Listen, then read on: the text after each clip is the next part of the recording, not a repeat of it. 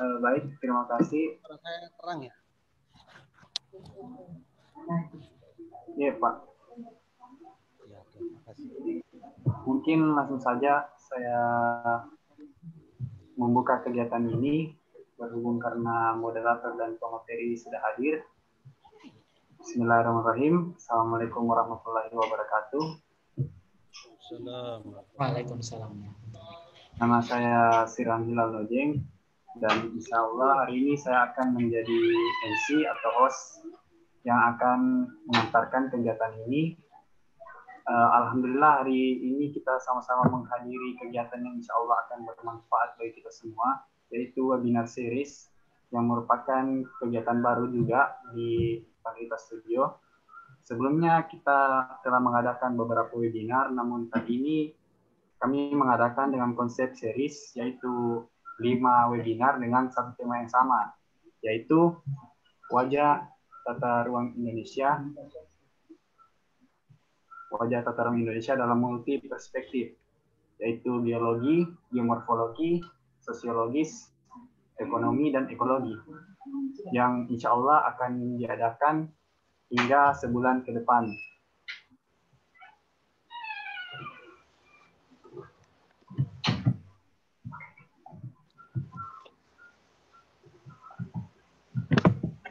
Sebelum kita mulai, saya akan memberikan sedikit gambaran webinar series ini. Ada 5 webinar yang sudah saya sebutkan tadi, perspektif-perspektifnya, mulai dari geologi hingga perspektif ekologi. Dan sebelum kegiatan ini, sudah ada beberapa studio webinar, yaitu sekitaran 15 studio yang telah diadakan, dan 6 pelatihan analisis, dan juga kegiatan diskusi Instagram atau diagram yang telah diadakan 3 kali. Dan insya Allah pada hari ini, yaitu webinar pertama, webinar series yang pertama, wajah tata ruang Indonesia dalam perspektif geologi, yang pematerinya adalah Pak Salahuddin, yang merupakan dosen teknik geologi UGM, dan dimoderatori oleh Pak Lalu Masud Fola, yang merupakan anggota DPD Terkindo Sulawesi Selatan. Berikut gambaran jumlah peserta, yaitu sekitar 311 orang, dan yang paling banyak itu mahasiswa. Dan selanjutnya adalah saya mengantarkan moderator yang akan membawakan kegiatan hari ini. Beliau bernama Lalu Masud Fola, STMT, pendidikan S1 Teknik Geologi Unhas, S2 Teknik Perencanaan Prasarana Unhas, dan S3 Teknologi Kebumian dan Lingkungan Unhas yang sementara dalam pendidikan. Aktivitas beliau adalah Sekjen DPP, Perkumpulan Tenaga Ahli Lingkungan, atau Pertalindo, Sulsel, profesional geologis, dan Amdaler, dan juga seorang Direktur City General Konsultan. Baik, mungkin itu saja dari saya. Saya langsung berikan kepada Pak Lalu Masud. Waktu dan tempat saya persilahkan.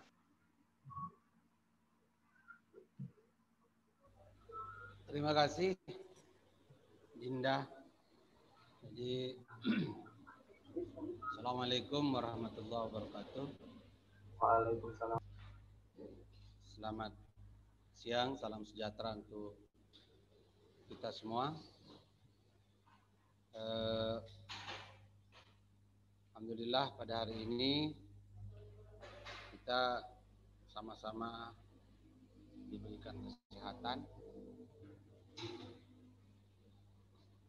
Webinar yang pertama ini kita melihat tata ruang dalam perspektif geologi.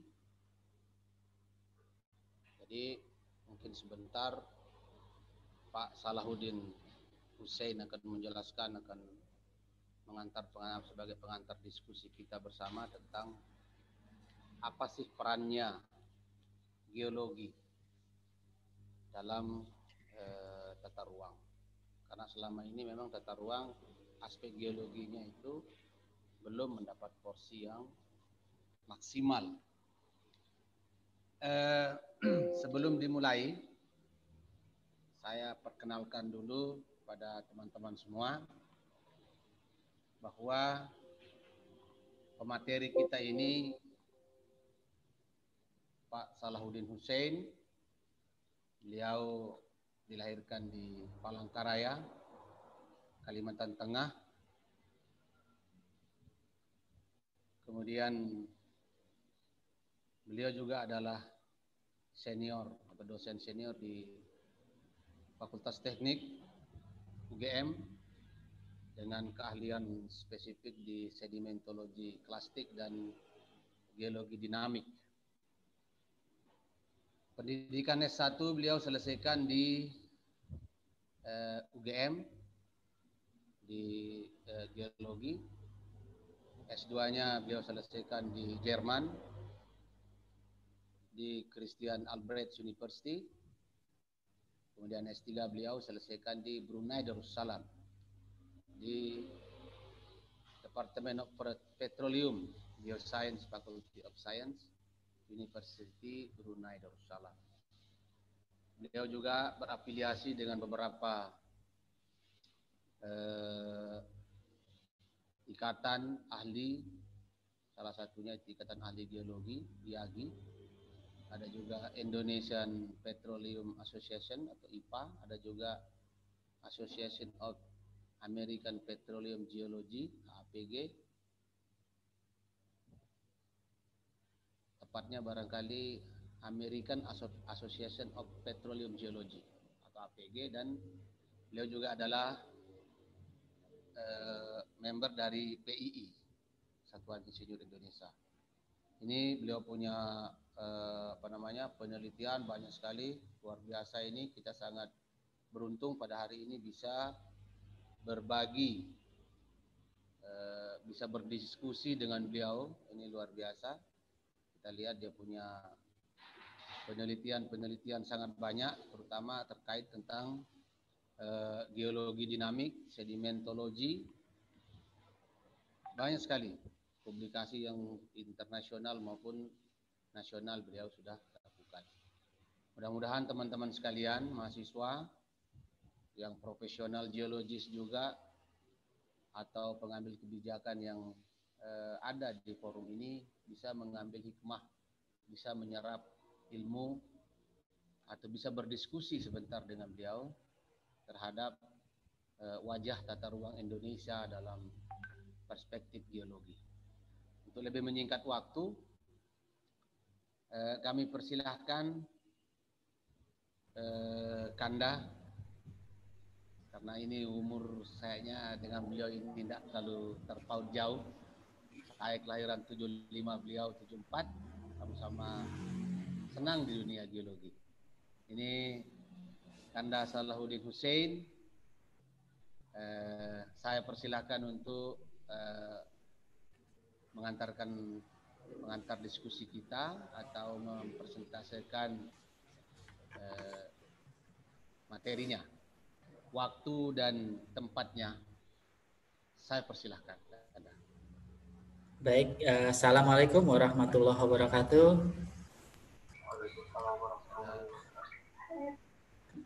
Ya, baik. Mudah-mudahan suara saya bisa terdengar cukup jelas karena ini sedang berada di pedalaman juga. Ya, jadi mungkin koneksi agak terhambat. Terima kasih kepada Bapak Lalu Masud Khallah yang telah berkenan bersedia menjadi moderator. Bapak, saya ingin mendengar ilmu juga dari Bapak Lalu Masud, karena beliau inilah sebetulnya praktisi dibandingkan saya ini cuma baca buku saja, Pak. Jadi nanti mohon diskusinya juga untuk memperkaya materi sehingga adik-adik ini masa depan Indonesia ini ya memiliki bekal yang cukup di dalam memandang bagaimana penataan ruang di Indonesia yang mau tidak mau harus kita akui ini saling sengkarut masih, Bapak ya. Jadi masih kita memang tujuannya memiliki kondisi ideal adalah bergerak menuju ke sana memang dengan melihat kondisi real saat ini. Kepada adik-adik dari panitia di apa ini ya, Pantira ya, Pantira Studio yang sudah bersusah payah menghubungi saya. Terima kasih atas undangannya. Kepada ibu bapak yang juga hadir ini dari berbagai kota di Indonesia, terima kasih sudah meluangkan waktu bergabung. Mohon diskusinya ibu bapak, jadi biar kita bersama-sama ini melihat bagaimana sebetulnya permasalahan yang nyata di Indonesia, terutama dari sisi bagaimana masalah-masalah geologi ini ternyata belum dipecahkan di dalam penataan ruang di perkotaan dan pemukiman kita terutama. Dan adik-adik yang sudah berkenan bergabung, mohon izin saya akan sharing screen ya. Oh, nggak bisa ya Mas? Admin mungkin yang menayangkan materinya. Sudah diizinkan Pak. Oh, sudah ya. Oke, terima kasih. Oke, apakah sudah? Pak, makan dulu bentar ya. Sudah terlihat? Iya Pak. Sudah. Ya, sudah ya. Makasih, Dek Sirhan. Baik, ini hari ini ya, kurang lebih 2 tahun yang lalu, saudara-saudara kita di Palu ya, itu mengalami musibah yang luar biasa. Yang ini memang menjadi satu tugas besar begitu bagi kita dan generasi muda, bagaimana sebetulnya kita menempatkan diri kita di dalam bumi ini ya. Jadi ini mungkin adik-adik pernah melihat foto ini ketika mungkin masih kecil ya, karena ini foto tahun 2004. Ini setelah tsunami Aceh. Jadi kalau adik-adik melihat ada satu masjid yang berdiri ya di antara puing-puing yang disapu oleh gelombang tsunami. Nah, ini menurut saya mari kita awali dengan melihat segitiga, di mana paling atas ini adalah Khalik Sang Pencipta yang menciptakan alam semesta termasuk planet bumi di mana kita tinggal, itu adalah ciptaan dari Sang Pencipta, dan salah satu ciptaannya adalah kita sebagai makhluk yang itu tinggal di salah satu ciptaan yang lain, yaitu planet bumi. Nah, jadi di sini mari kita sebagai sesama ciptaan itu hidup bersama. Jadi inilah kira-kira kata kunci yang ingin saya sampaikan di pertemuan kita di siang atau sore ini. Jadi bagaimana kita melihat kebersamaan sesama makhluk sehingga bersama-sama begitu mencapai kedamaian dan kesejahteraan bersama-sama. Jadi tidak lagi kita menganggap bumi kita ini sebagai benda mati, yaitu itu ciptaan Allah yang punya penghidupan juga. Jadi marilah kita menghargai begitu ya. Nah, slide saya sudah berpindah ya. Ya Pak. Ya, sudah. Ya, makasih Dek Sirhan. Baik, jadi mau tidak mau kalau kita berbicara penataan ruang dan landasan hukumnya, kita akan kembali ke Undang-Undang Nomor 26 Tahun 2007, di mana salah satu dasar pertimbangan di mana undang-undang tersebut dikeluarkan adalah lokasi atau tempat keberadaan negara kita yang berada pada kawasan rawan bencana, sehingga diperlukan penataan ruang yang berbasis mitigasi bencana dalam upaya meningkatkan keselamatan dan kenyamanan hidup dan penghidupan. Jadi agar masyarakat rakyat Indonesia sejahtera, itu maka kehidupannya harus ditata berbasis pada mitigasi bencana, karena sejauh apapun kemajuan yang kita jangkau di dalam pembangunan itu tidak ada artinya kalau misalkan penempatan kemajuan tersebut berada pada wilayah yang tidak dilakukan asesmen penilaian terhadap bencana alam yang ada di lokasi tersebut ya di situ. Jadi ini menjadi satu hal yang penting. Dan berdasarkan undang-undang pula, bencana alam yang mengenai kehidupan kita itu bisa kita kelompokkan menjadi 2, yaitu bencana hidrometeorologi. Jadi kalau sebelah kanan ini kita bisa melihat negara kita yang terletak di antara 2 samudra, Samudra Pasifik dan Samudra Hindia, diapit oleh 2 benua besar, Asia dan Australia. Ini mau tidak mau akan menerima kondisi atmosferik yang mengontrol faktor-faktor hidrologi, faktor-faktor meteorologi yang menciptakan iklim-iklim tertentu yang mau tidak mau akan menyebabkan adanya satu kondisi yang itu akan berakibat negatif atau dalam hal ini bencana bagi kehidupan kita. Nah, di sisi lain, secara geologi negara kita itu berada pada pertemuan 3 lempeng raksasa, yaitu lempeng Indo-Australia dari selatan, lempeng Eurasia dari utara, dan lempeng Pasifik dari timur. Nah, kondisi pertemuan lempeng-lempeng tektonik yang terus bergerak sebagai bukti kehidupan planet ini, itu mau tidak mau akan menciptakan bencana-bencana yang kita kelompokkan sebagai bencana geologi. Ya, jadi termasuk foto dari Palu ya 2 tahun yang lalu. Di sini kita bisa melihat sebuah kapal itu bisa naik ke darat ya. Nah, pemahaman kebencanaan ini di mana haruslah berbasis data ya. Jadi satu kebijakan, satu pemahaman haruslah berdasarkan pada data, dan ini institusi BNPB sudah merangkum data dari tahun 1950, jadi kurang lebih setelah kemerdekaan kita sampai 70 tahun negara ini. Jadi kita bisa melihat bencana hidrometeorologi itu menempati 76% ancaman bagi kehidupan masyarakat kita. Sedangkan bencana geologi itu 23% yang menempati ancaman bagi kehidupan kita. Nah, ini mudah saja ya. Bagaimana anggaran yang negara lakukan, yang negara alokasikan, yang daerah alokasikan terhadap komposisi bencana ini jelas sekali bahwa bencana hidrometeorologi itu yang frekuensinya paling sering terjadi akan menempati porsi bencana yang paling sering kita hadapi begitu ya. Sementara bencana geologi yang umumnya lebih jarang terjadi itu juga tidak bisa kita abaikan karena 23% itu memiliki ancaman bagi negeri ini. Tentu semuanya bagi anak-anak ini yang merupakan masa depan bangsa kita. Mungkin ketika foto ini diambil, ini salah satunya menjadi adik-adik yang sore ini hadir ya di dalam webinar ini. Nah, di dalam definisi undang-undang, bencana itu adalah rangkaian atau peristiwa yang mengancam dan mengganggu kehidupan dan penghidupan masyarakat ya. Nah, tentunya akibatnya adalah adanya korban, baik itu korban jiwa, kerusakan lingkungan, kerugian harta benda maupun dampak psikologis. Jadi ini semua ya tentu harus kita perhitungkan. Kita tidak ingin tinggal di satu daerah, satu area, satu wilayah yang itu secara psikologis ya rentan terhadap bencana sehingga memberikan tekanan psikologis kepada masyarakat.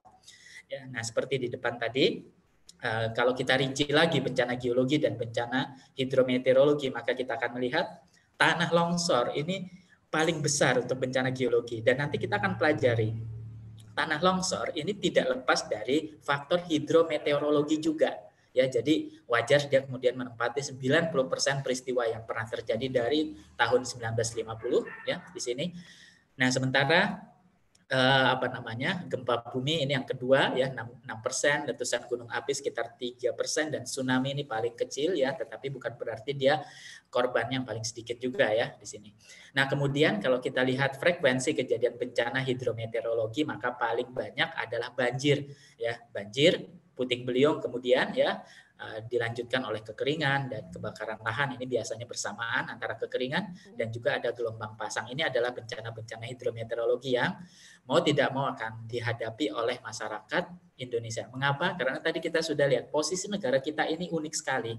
Tuhan itu menempatkan Indonesia di antara dua samudra, di antara dua benua, di antara lempeng-lempeng yang aktif bergerak ya di situ. Jadi inilah kenyataan yang harus kita hadapi dan menjadi landasan untuk hidup bersama-sama dengan alam. Nah, di sini saya ingin menyampaikan bahwa bumi kita itu adalah makhluk. Mereka hidup dan mereka penuh energi. Jadi yang namanya suatu bencana itu biasanya kita berada pada energi bumi.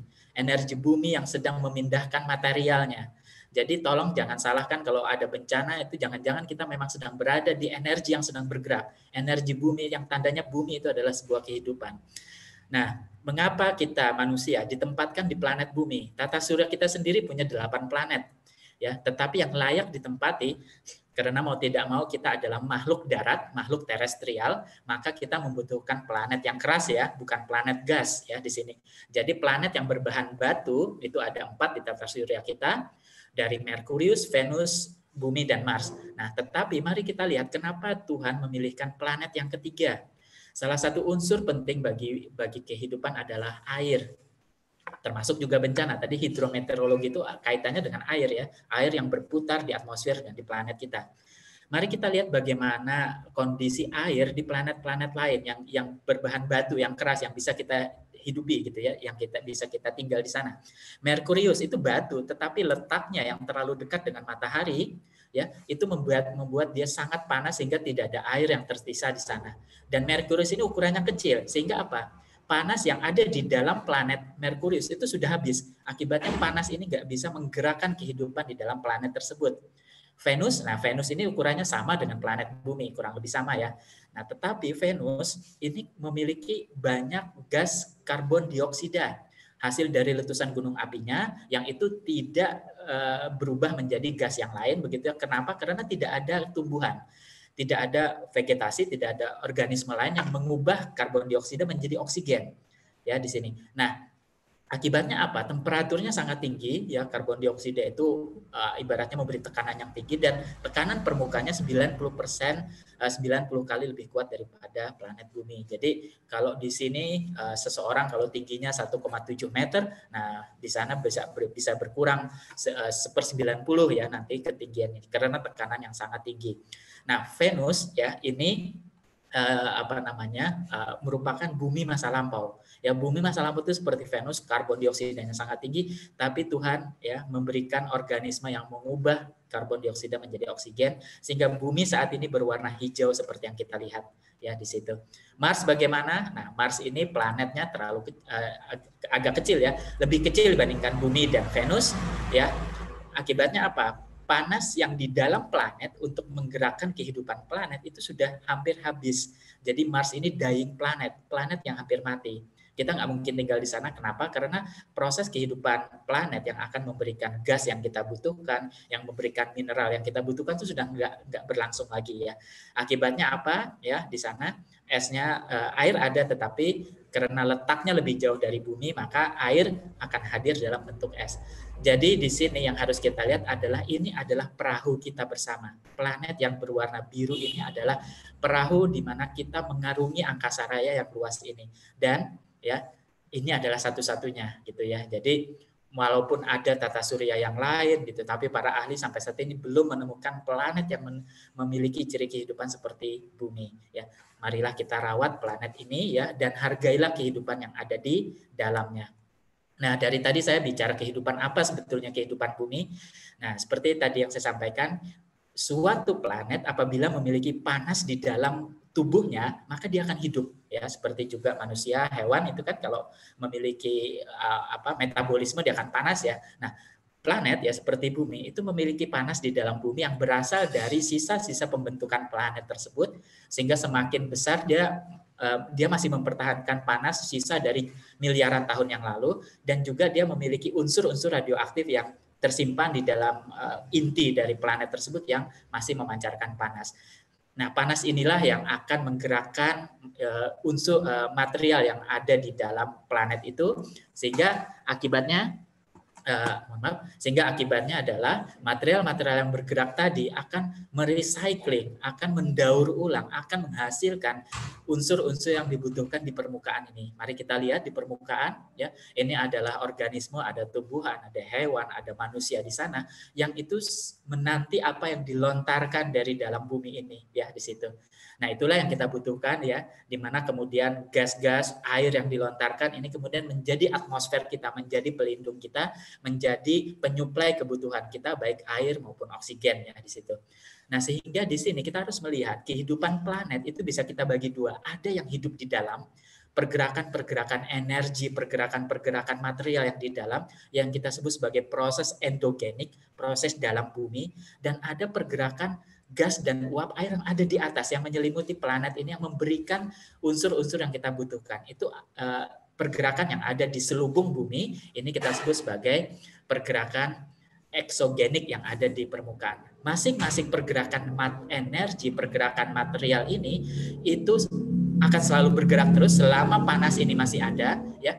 Maka mereka akan berpindah dari satu tempat ke tempat yang lain. Nah, kalau manusia kehidupannya ada di lintasan energi, ini harus kita pelajari ya. Jangan alam yang disalahkan. Planet Bumi itu 4,6 miliar tahun yang lalu ya sudah seperti ini begitu ya. Jadi kitalah yang harus menyesuaikan diri dengan kehidupan makhluk Tuhan yang lain, yaitu planet ini ya di situ. Nah, jadi bencana ini menurut salah satu peneliti kebencanaan yang saya paling suka kalimatnya karena dia memberikan perspektif yang menarik. bencana itu terjadi karena bumi itu melepaskan energi pada satu tempat yang kebetulan ada manusia di sana. Jadi sehingga tugas kita itu adalah mengenali bagaimana energi dan material tadi bergerak dan dilepaskan di dalam proses-proses bumi tadi, baik endogenik. Biasanya kalau endogenik akan dilepaskan dalam bentuk gempa bumi, letusan gunung api, maupun efeknya kalau di laut akan ada tsunami. Ini harus kita pelajari. Ya, atau kemudian energi yang ada di eksogenik, yang ada di atmosfer. Nah, ini yang kita sebut sebagai radiasi matahari, ini kemudian menggerakkan uap air dan udara kita ya, sehingga terjadi angin, puting beliung, memindahkan uap air dari satu tempat ke tempat lain sehingga terjadi kekeringan di tempat yang menerima, jadi banjir di sana ya. Nah, ini semua harus kita pelajari. Itu adalah energi, itu adalah unsur material yang berpindah. Ya, jadi kalau kita bisa memahami, bisa mempelajari bagaimana proses energi ini berpindah, insya Allah kehidupan kita akan koeksisten, akan bisa bersama-sama dengan baik dengan alam, bahkan memanfaatkannya untuk kesejahteraan kita, begitu ya. Nah, jadi di sini ada kurang lebih ada 3 ya di sini yang bisa kita kelompokkan. Nah, jadi selain eksogenik dan endogenik tadi dengan masing-masing jenis bencananya, ada satu lagi yang otomatis akan muncul karena adalah berat massa bumi ya. Jadi massa bumi ini akan menarik apapun yang ada di permukaan ke arah mana? Ke arah bawah ya, ke dalam. Akibatnya kalau kita punya satu lereng ya seperti misalkan puncak gunung, maka dia akan ada gaya gravitasi yang bekerja karena itu dia berada pada satu ketinggian.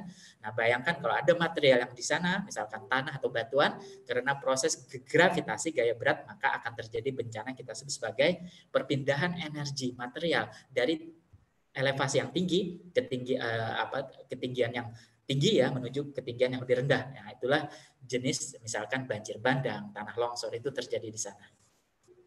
Baik ya di situ.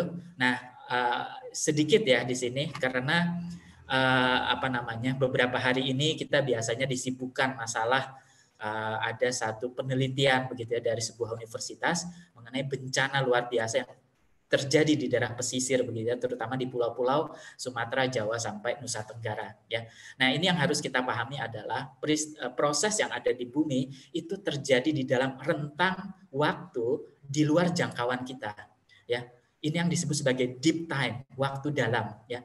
Ini harus kita maklumi, umur planet kita itu 4,5 miliar, kurang lebih gitu ya, berdasarkan pada mineral yang kita jumpai, berdasarkan pada meteorit, berdasarkan pada batuan bulan yang bisa diambil oleh beberapa ekspedisi ke sana, umur bumi itu 4,5 miliar. Padahal yang kita kenal dalam kehidupan kita itu cuma 24 jam 365 hari.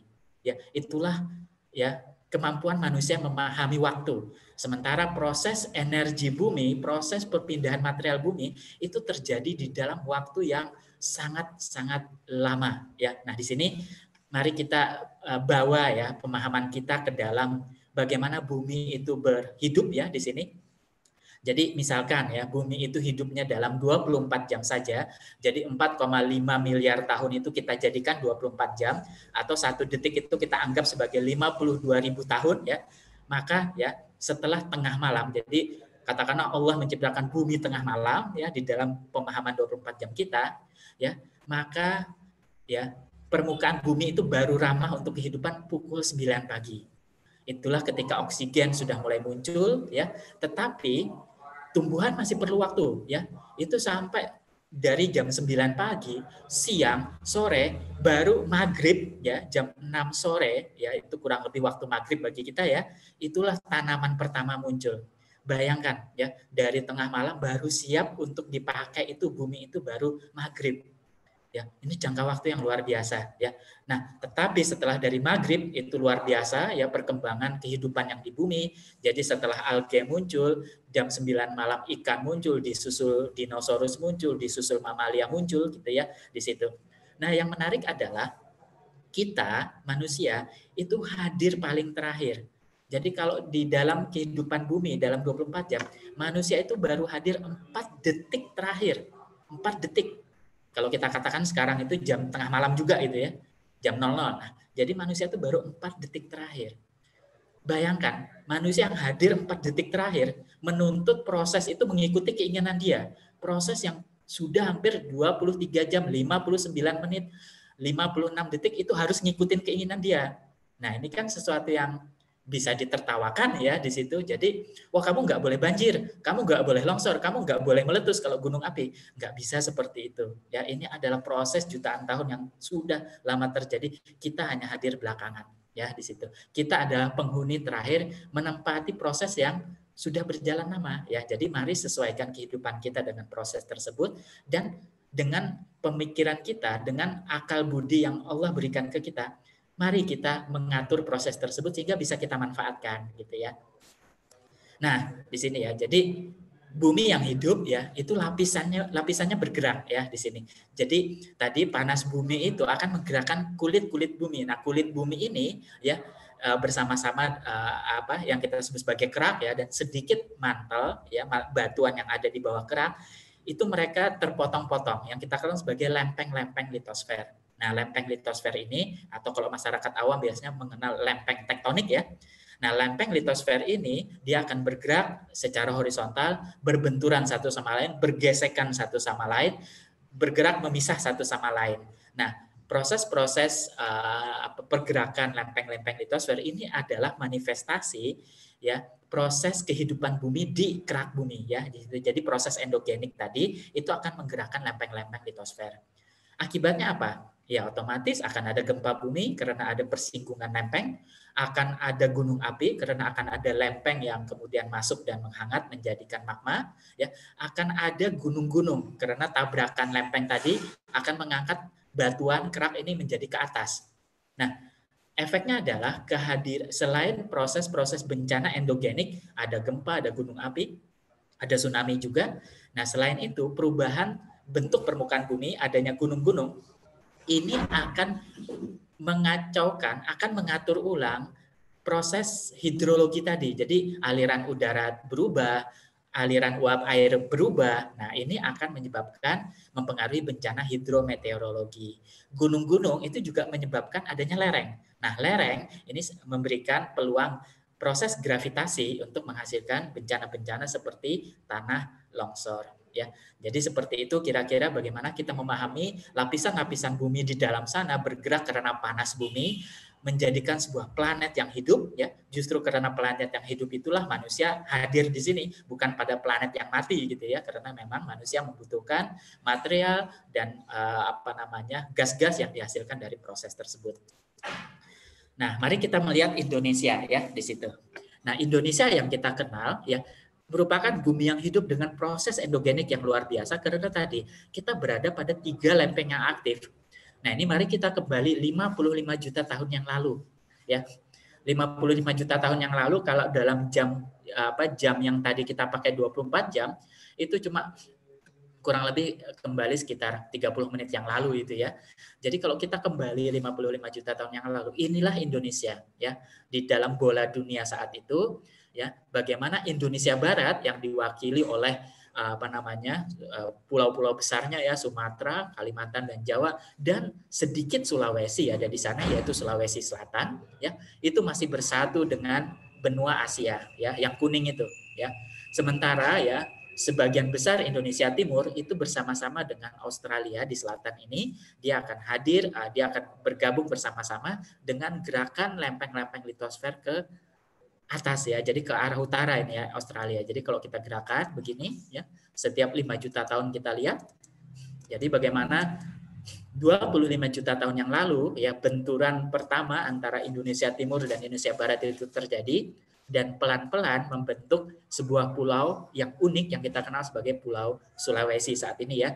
Jadi di mana material dari benua Asia ada, material dari benua Australia ada, dan material dari Samudra Pasifik pun ada di sana ya. Di situ.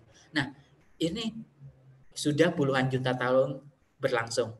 Dan ini akan berlangsung jutaan tahun ke depan gitu ya, sampai waktunya memang sudah ditetapkan akan ada akhir zaman begitu ya. Kita wallahu alam kalau itu. Mari kita lihat proses yang terjadi sekarang ya di situ.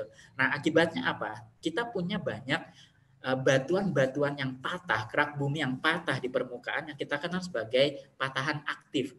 Nah, patahan aktif atau sesar aktif inilah yang kalau dia bergerak, dia akan melepaskan energi yang kita kenal sebagai gempa. Ya. Nah, saat ini ada 295 sesar aktif di Indonesia ya di sini. ada pulau yang memang seolah-olah tidak ada sesar aktif ya seperti Kalimantan, tetapi tidak ada sesar bukan berarti tidak ada ya, bisa saja dia belum bergerak, ini walau-alam. Kenapa? Karena kita lihat tadi proses 50 juta tahun terakhir pergerakan lempeng bumi di Indonesia ini luar biasa ya di situ. Nah, jadi kita bisa lihat ya patahan-patahan utama, masih banyak patahan-patahan kecil yang belum terpetakan ya di sini. Jadi itulah bagaimana nanti peneliti-peneliti bumi ya kemudian harus bisa menemukan, memetakan dan kemudian menginformasikan kepada pemerintah dan masyarakat apakah patahan tersebut aktif. Kalau aktif dia kemudian bagaimana gerakannya dan bagaimana potensi kebencanaan yang bisa dihasilkannya di situ. Nah, ini kalau kita lihat ya, patahan itu tidak hanya di darat, tidak hanya di tempat manusia itu tinggal, di laut ya, di dasar laut kita itu juga banyak. Nah, akibatnya apa? Banyak sekali kejadian tsunami karena ada gempa bumi di dasar laut kita ya. Jadi dari 1629 sampai 2018 ya, ini jadi sekitar 4 abad itu 170 kejadian tsunami terjadi ya. Itu. Nah, kalau kita lihat pada yang kanan ini kira-kira tsunami-tsunaminya ya itu pada tahun kapan itu tertulis. Jadi luar biasa ya. Jadi bagaimana potensi itu mau tidak mau harus kita pelajari, kita hadapi dengan baik dan kepala dingin, jangan panik dulu ya gitu ya. Kenapa? Nah, kalau panik namanya kufur nikmat itu. Tuhan itu memberikan proses bumi ini juga salah satunya untuk memberikan kebutuhan manusia gitu ya di situ. Nah, jadi kita bisa melihat sebaran gempa yang sedemikian rupa ya mengelilingi menyelimuti Indonesia sedemikian rupa ya di sini. Nah, ya kita harus memahami bagaimana proses ya interaksi lempeng tadi itu kemudian menghasilkan yang saat ini secara media dikenal sebagai zona istilah megatrust ya. Nah, megatrust ini bisa memicu tsunami. Selain itu, megatrust ini juga bisa menghasilkan longsoran dasar laut yang itu kemudian bisa menyebabkan adanya tsunami juga ya di situ. Nah, mohon dibaca ya tulisan saya sebelah kanan ini. Saya pribadi sebetulnya tidak favorable ya, tidak senang juga pakai istilah megatrust. Kenapa? Ada kata mega ya. Mega itu kalau bahasa Indonesia luar biasa, superlatif ya di situ. Artinya luar biasa ya. Jadi trustnya oke, tapi kalau meganya kalau bagi saya mungkin nggak usah kita pakai lah ya di situ. Adik-adik bisa lihat nih ya, sebelah kanan ini cuplikan koran yang saya cari nih ya. Jadi bagaimana informasi megatrust itu dimaknai dengan berlebihan. Karena apa? Ada kata meganya itu ya. Jadi ini memang saintis harus hati-hati juga ya, ilmuwan itu dalam memilih kata itu pahami juga psikologi masyarakat lah ya yang akan membaca hasil tersebut. Ya, jadi kita bayangkan ketakutan masyarakat, wah mega ini luar biasa, puluhan meter nanti tsunami-nya, gempanya nanti akan menghancurkan pulau ini gitu ya, jadi luar biasa ya di situ. Nah ini maaf ya, saya harus kembali. Oke, ini yang ada di Aceh ya, kalau kita maaf ini saya balik lagi. Nah ini kalau bisa dilihat di Aceh bagaimana Aceh itu 2004 ya, tetapi sebetulnya gelombang tsunami itu dihasilkan bukan oleh gempa, tetapi longsoran tebing dasar laut ya. Dan tebing tersebut panjangnya 150 km yang runtuh. Jadi kita bisa lihat ya di animasi ini bagaimana gelombang tsunami itu merambat ke segala arah ya di situ. Ya, gempa pun merambatnya ke segala arah gitu ya. Jadi walaupun nanti misalkan rumah kita nggak dekat patahan aktif, bukan berarti rumah kita nggak bisa menerima getaran gempa, karena gelombang gempa itu akan merambat ke segala arah ya di situ. Nah, ini yang terjadi 2 tahun yang lalu yang menimpa saudara-saudara kita di Palu ya. Jadi bagaimana gempa yang ada di leher Sulawesi itu memicu longsoran dasar laut yang kemudian menghasilkan gelombang tsunami begitu ya di situ. Jadi kemudian tsunami-nya ini merambat sehingga gelombang tsunami tidak akan terjadi 1 kali ya, tapi dia akan berulang kali sampai energinya habis ya di situ. Nah, ini bagaimana kita lihat rekaman video yang saya skip saja, tapi intinya adalah kalau kita mendengarkan suara di video tersebut yang adik-adik bisa peroleh di YouTube ya, tampak bahwa harus kita akui tidak ada alat peringatan dini ya, alat peringatan dini yang mengabarkan akan ada tsunami, sehingga harus dibantu teriakan gitu ya. Nah ini bagaimana satu pelajaran ya, seharusnya teriakan tadi yang daya dengarnya hanya terbatas ya, yang mendengarkan hanya sekitarnya saja, harusnya diganti dengan peralatan yang mestinya mampu memberikan berita cukup banyak ya di situ. Nah ini kalau kita melihat ya bagaimana tsunami itu bergerak dan kenapa daya rusaknya luar biasa. Tsunami itu sebetulnya gelombang yang kecil saja di tengah laut ya. Artinya dia amplitudo ya, tingginya itu sebetulnya tidak begitu banyak ya di sini, sehingga kalau ada kapal di tengah laut dia nggak akan merasa kalau ada gelombang tsunami lewat di bawah kapal. Tapi begitu mendekati perairan dangkal terjadi efek swelling, efek pendangkalan, di mana kemudian tinggi gelombangnya bertambah, kecepatannya melambat, tapi energinya kan masih tetap. Nah, energi yang tetap inilah kemudian dipindahkan menjadi gelombang yang semakin tinggi dan itu mampu menjangkau daerah-daerah pesisir. Nah, ini kalau kita lihat ya bagaimana topografi bentuk permukaan bumi itu penting ya. Jadi kita bisa melihat daerah-daerah yang rendah ini memang lebih rentan terhadap gelombang, sementara daerah yang lebih tinggi itu mestinya lebih aman. Nah, cuma kalau di beberapa tempat tertentu itu justru daerah tinggi kan dihindarkan. Kenapa? Manusia itu ingin tempatnya tuh datar gitu ya, datar karena memang lebih mudah bangun rumah di tempat yang datar. Kemudian ya dekat dengan akses gitu ya. Biasanya kalau daerah-daerah bukit pegunungan, akses jalan itu kita lebih susah untuk membuat ya di situ. Nah, ya gelombang gempa bumi itu dia akan merambat ke segala arah ya. Nah ini yang seperti saya sampaikan ya, gempa bumi itu karena merambat segala arah, jadi walaupun kita tidak berada atau jauh dari patahan aktif, bukan berarti kemudian kita aman dari gempa bumi. Nah ini salah satu yang harus kita pahami adalah gelombang gempa itu merambat pada batuan ya. Nah sehingga karakter batuan itu harus kita pahami. Jadi di sini dalam animasi ini ada 3 jenis batuan, batuan yang keras ya, padas ya, kemudian yang nomor 2 ini batuan yang lepas-lepas, dan yang nomor 3 ini lumpur. Bagaimana perhatikan bangunan yang ada.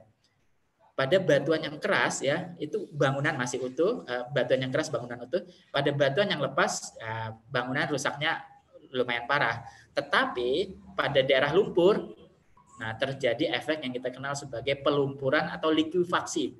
Ya, itu akan menenggelamkan rumah, akan menghanyutkan rumah ya. Jadi di mana kita membangun rumah itu pahamilah material yang ada di bawahnya. Kenapa? Karena material itulah yang akan menerima gelombang gempa pertama kali. Apakah dia meredam pada batuan yang keras atau dia akan memperkuat seperti pada lumpur yang ada ya. Ini harus kita pahami. Nah, jadi bagaimana kita mendidik diri sendiri gitu ya. Yang pertama yang harus kita pahami mengenai gempa adalah dia akan merambat ke segala arah ya, di situ itu harus kita pahami. Kemudian yang kedua, lokasi kerusakan akibat gempa itu akan terkonsentrasi di 2 tempat. Yang pertama di mana patahan itu sendiri berada. Patahan yang menyebab gempa ya, pasti di sekitar patahan tersebut kerusakannya akan luar biasa.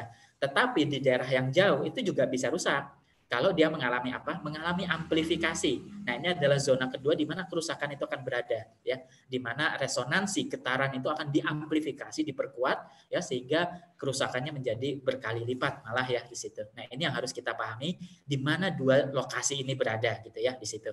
Nah, yang harus kita pahami hingga saat ini belum ada teknologi yang bisa mendeteksi kegempaan.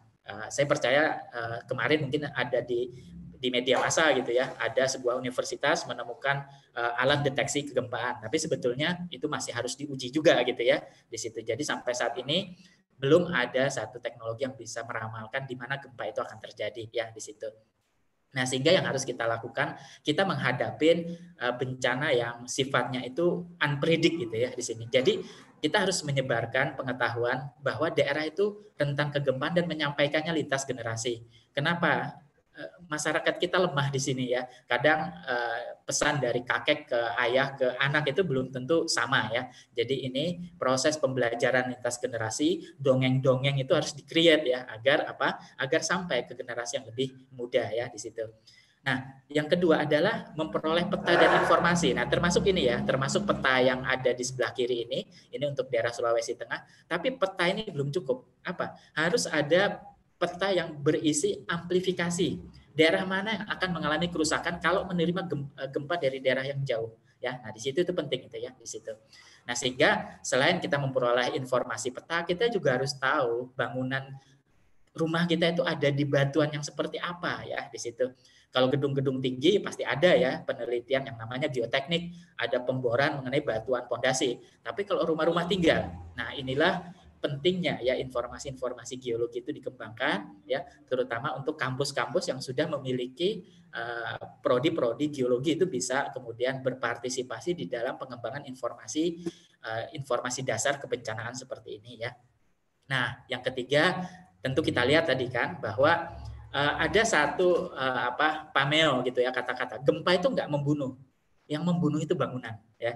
Jadi orang kalau kena gempa paling cuman kalau gempa kuat kan terpelanting dia, tapi nggak apa-apa ya, lecet-lecet. Tapi kalau dia berada di sebuah bangunan yang runtuh karena gempa, nah itu sehingga yang membunuh itu bukan gempanya ya. Jadi konstruksi kualitas bangunan ini penting sekali ya. Nanti mudah-mudahan Pak Lalu Masud bisa memberikan pencerahan ya bagaimana sebetulnya konstruksi yang ideal terutama untuk daerah-daerah yang memang rentan gempa ini harus bisa kita waspadai. Nah, yang terakhir adalah sistem evakuasi dan ketahanan masyarakat ya penting. Kita masuk ke tsunami. Tsunami itu harus dipahami, dia bisa terbentuk karena patahan, longsoran lereng dasar laut, atau letusan gunung api ya. Salah satu atau bisa keduanya sekaligus ya. Misalkan seperti di tsunami Aceh, tsunami Palu itu A dan B terjadi sekaligus itu ya. Nah ini harus kita waspadai. Nah kerusakan ada di mana? Yang harus kita pahami adalah kerusakan itu ada pada bagian pantai yang landai.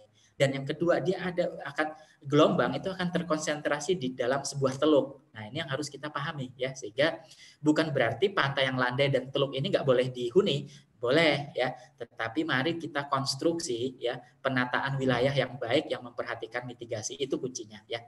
Nah, tsunami itu bisa ditentukan ya, makanya ada early warning system. Kenapa? Karena gejala patahan gempa ya itu biasanya yang disertai tsunami itu terjadi jauh di lepas pantai, sehingga kalau ada gelombang tsunami itu bisa diketahui berdasarkan pemantauan yang ada gitu ya, yaitu dikenal dengan sebagai sensor laut atau buoy. Nah sayangnya kalau di kita itu barang-barang apapun biasanya tidak lepas dari kreativitas warga ya, biasanya hilang kalau itu ya. Jadi ini penting sekali ya, tapi itu kalau gempanya jauh di lepas pantai. Dalam kondisi di Palu, gempanya terlalu dekat dengan garis pantai kan, jadi kita nggak bisa mengandalkan early warning system kalau seperti itu ya. Jadi harus ada upaya-upaya mitigasi yang lain.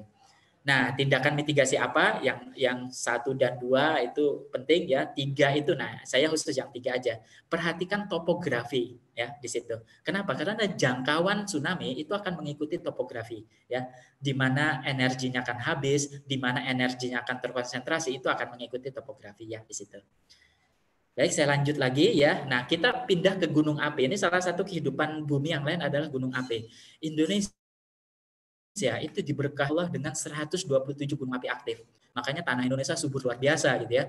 77 diantaranya itu pernah meletus ya dalam 4 abad terakhir ya di sini.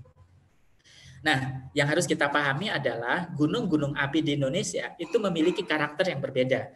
Nah, karakternya ini kita bedakan ya berdasarkan pada posisinya, sehingga kita mengenal ada lajur Sunda, lajur Banda, dan lajur Halmahera ya. Ini yang harus kita pahami. Nah, kalau lajur Sunda itu biasanya dia gunung apinya di darat ya. Ada memang di laut seperti Krakatau ya. Ini Krakatau menghasilkan tsunami juga ya di situ. Jadi ini adalah karakter busur gunung api di Sunda ya. Dia muncul di darat ya, di benua dia munculnya, Sumatera dan Jawa. Tapi kalau busur gunung api Banda, dia munculnya di kepulauan. Kepulauan. Penyebabnya apa? Penyebabnya ini ya ada lempeng yang subduksi. Subduksi itu masuk ke bawah mantel ya. Itu dan menghasilkan vulkanisme gunung api di atasnya. Jadi dia karakternya gunung api kepulauan di sini ya. Jadi potensi tsunami-nya jauh lebih besar ya dibandingkan dengan yang ada lajur Sunda tadi ya. Nah, kita pindah ke lajur sabuk yang terakhir yang dimiliki Indonesia yaitu lajur sabuk laut Halmahera. Nah, kalau Halmahera ini kiri kanan punya dia ya di situ. Jadi di Halmaheranya ada, di Sulawesinya ada gitu ya di situ. Jadi gunung apinya berhadapan ya di sini dan dia pun jenisnya sama seperti Banda yaitu gunung api kepulauan ya di sini ini apa namanya, sehingga potensi tsunami ini harus dipelajari lebih teliti dibandingkan yang ada di lajur Sunda ya.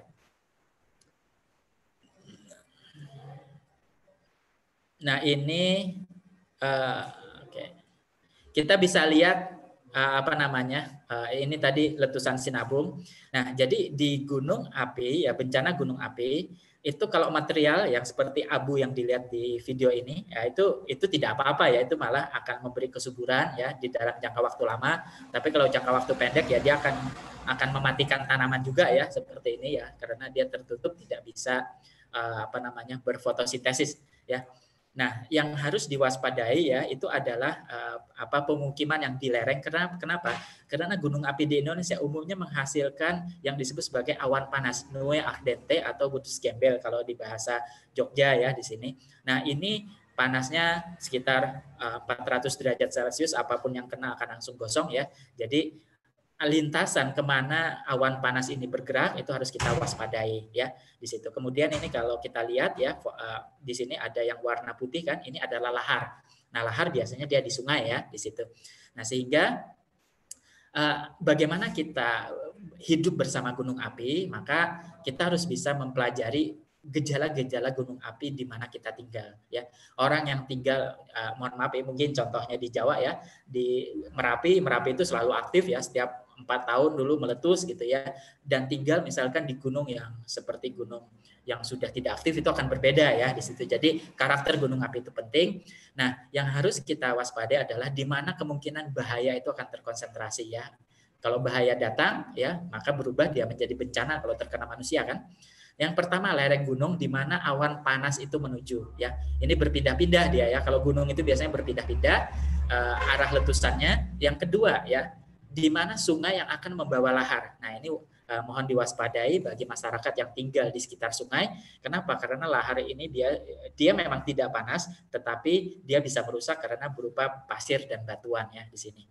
Nah, tindakan mitigasi ya selain yang masalah pengetahuan dan berbagi informasi ya, selain kita juga memperoleh peta dan informasi aktivitas gunung termasuk prediksi letusan ya, karena memang bencana gunung api ini bisa dipelajari dan diprediksi ya, berbeda dengan gempa bumi dan tsunami tadi ya. Nah, selain itu adalah memperhatikan desain tata ruang ya berbasis bencana letusan ya. Tadi kemana arah letusannya, kemana arah laharnya, ini harus menjadi dasar kita membangun pemukiman di sekitar gunung api. Nah, kita tinggalkan yang endogenik, kita masuk yang ke eksogenik ya. Ini jadi apa yang terjadi di permukaan. Di sini saya mengambil dua bencana yang umum saja seperti di grafik tadi ya. Yang terbanyak adalah banjir. Ya, mau tidak mau. Kenapa? Karena negara tropis itu musim hujannya sekali setahun gitu ya. Jadi banjir itu seolah-olah menjadi teman tahunan ya. Nah, ini akan berbahaya sekali kalau kemudian mental sudah biasa. Nah, ya itu kemudian berkembang di masyarakat. Banjir gimana? Nggak apa-apa, sudah biasa. Ini jangan sampai ya. Jadi bagaimana kita menata pemukiman ya di sini itu penting sekali. Dan untuk itu mari kita sedikit mempelajari karakter sungai ya di sini. Nah, ya sebuah sungai itu dia memiliki dataran banjir. Jadi ini sebelum ada pemukiman ya. Ada yang kalau ada daerah datar di pinggir sungai itu ya secara geologi disebut sebagai floodplain, dataran banjir. Kenapa? Karena dataran itu untuk menampung lumpur-lumpur yang terjadi ketika sungai itu banjir ya di situ. Nah, ini yang harus kita waspadai. Jadi kalau ada dataran di sekitar sungai itu kemungkinan dataran banjir. Artinya apa? Ya seperti foto di kiri bawah ini. Kalau itu dataran banjir, ya kalau banjir lagi wajar dong gitu ya. Kenapa? Karena sungai memang biasa banjir di sana ya. Nah, sehingga dalam penataan sungai kita harus pahami ya kalau banjir itu dia akan sampai mana. Ya, sehingga kita bisa mensiasati pemukiman ya, misalkan kita beri kita tinggikan gitu ya, pokoknya tinggikan di atas dari banjir yang ada ya. Nah, tetapi keputusan ketinggian banjir dan perilaku sungai ini harus berbasis dengan data statistik ya di sini. Biasanya teman-teman teknik sipil itu memahami ya banjir 25 tahun, banjir 50 tahun, banjir 100 tahun itu akan memiliki karakter yang berbeda. Dan di dalam proses pembangunan satu pemukiman kita harus menggunakan basis data banjir 100 tahun ya di situ. Jadi dalam 100 tahun ini banjir terbesarnya kapan, sampai mana, berapa volume airnya. Nah, ini yang harus menjadi dasar kita mengambil keputusan mengembangkan pemukiman. Mau tidak mau karena masyarakat kita ini biasanya berkembang di awal kan di tepi sungai dulu. Karena memang dari sungai lah transportasi itu dulu dikembangkan ya. Nah, tinggal kita menata pemukiman yang sudah ada, memberikan kesadaran gitu ya di situ. Jadi di sini ini contoh Jakarta ya, ibu kota kita yang setiap tahun menghadapi ancaman bencana banjir ya di sini. Nah, yang harus kita sadari, gejala banjir itu sebetulnya bisa diukur bahkan bisa diprediksi. Jadi kalau sampai kita kalah itu aneh, itu ya. Kenapa? Kita diberi kemampuan untuk mengamati, mengukur dan prediksi. Beda dengan gempa bumi yang teknologinya belum ada yang mampu sekarang ini ya. Tapi banjir sudah bisa ya. Jadi harusnya kita bisa mengalahkan banjir gitu ya. Jadi kalau banjir ada, airnya kita atur sedemikian rupa sehingga dia tidak menggenangi pemukiman, tetapi langsung menuju tujuannya kemana, misalkan ke laut begitu ya di situ. Bisa kita tampung dulu ya dengan membangun dam, bendungan ya, tetapi itu sifatnya sementara ya. Berdasarkan siklus hidrometeorologi, semua air akan kembali ke sungai, ke laut ya di situ. Jadi itu yang akan menjadi dasar kita ya di dalam memahami proses banjir. Yang pertama areanya adalah dataran banjir sungai. Jadi kalau tadi seperti yang kita diskusikan, kalau ada dataran di sekitar sungai, periksa dulu itu dataran banjir atau bukan ya, gitu ya. Jadi kalau itu dataran banjir, maka mari bangun konstruksi untuk menahan banjirnya ya di situ. Nah, kemudian kalau pemukiman di muara sungai, biasanya dia akan mengalami double flood ya dengan adanya air laut pasang atau rob ya. Ini juga menjadi satu tantangan ya di sini. Nah, tindakan-tindakan mitigasi ya. Jadi selain kita juga memperoleh informasi, menyampaikan informasinya, yang penting adalah ya kita memperhatikan desain tata ruang yang berbasis data banjir ya. Jadi jangan sampai pengambilan desain tata ruangnya nggak ada informasi statistika banjirnya ya. Banjir 100 tahunnya berapa banyak debit itu harus ada gitu ya di situ. Jadi desain tata ruang harus berbasis dengan informasi yang akurat ya di situ. Nah, masyarakat harus bisa menjaga kebersihan, pembersihan di kawasan sungai dan sumur resapan itu penting. Kenapa jangan sampai semua air itu masuk ke sungai? Kalau bisa kita masukkan ke dalam tanah gitu ya di situ dengan sumur-sumur resapan, dengan kolam-kolam, dengan dam-dam kecil gitu ya di situ. Nah, yang terakhir ini bencana yang kita diskusikan ini adalah gerakan massa. Gerakan massa ini adalah pindahnya massa tanah atau massa batuan menuruni lereng. Jadi dia penggerak utamanya adalah gravitasi ya, tetapi di Indonesia ada yang unik.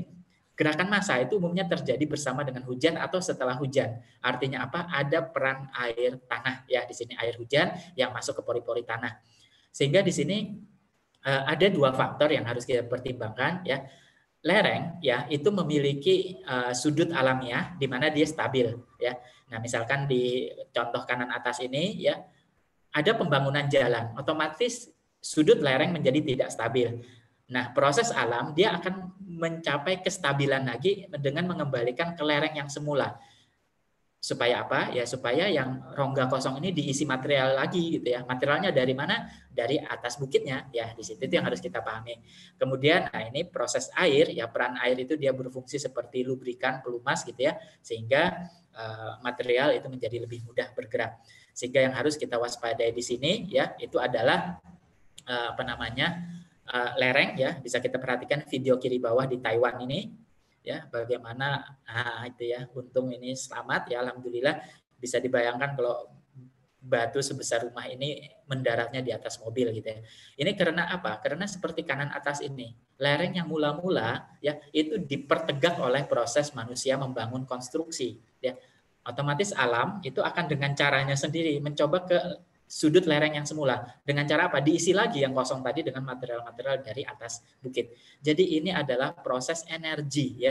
Bagaimana alam mencapai keseimbangannya ya. Nah, jadi kita harus bisa menyiasati ya di situ. Bukan berarti tidak boleh kita bekerja pada satu lereng bukit ya, membangun jalan, membangun rumah bukan nggak boleh ya, tapi bagaimana konstruksi kita ya itu bisa menyiasati proses energi tadi gitu ya, energi gravitasi tadi.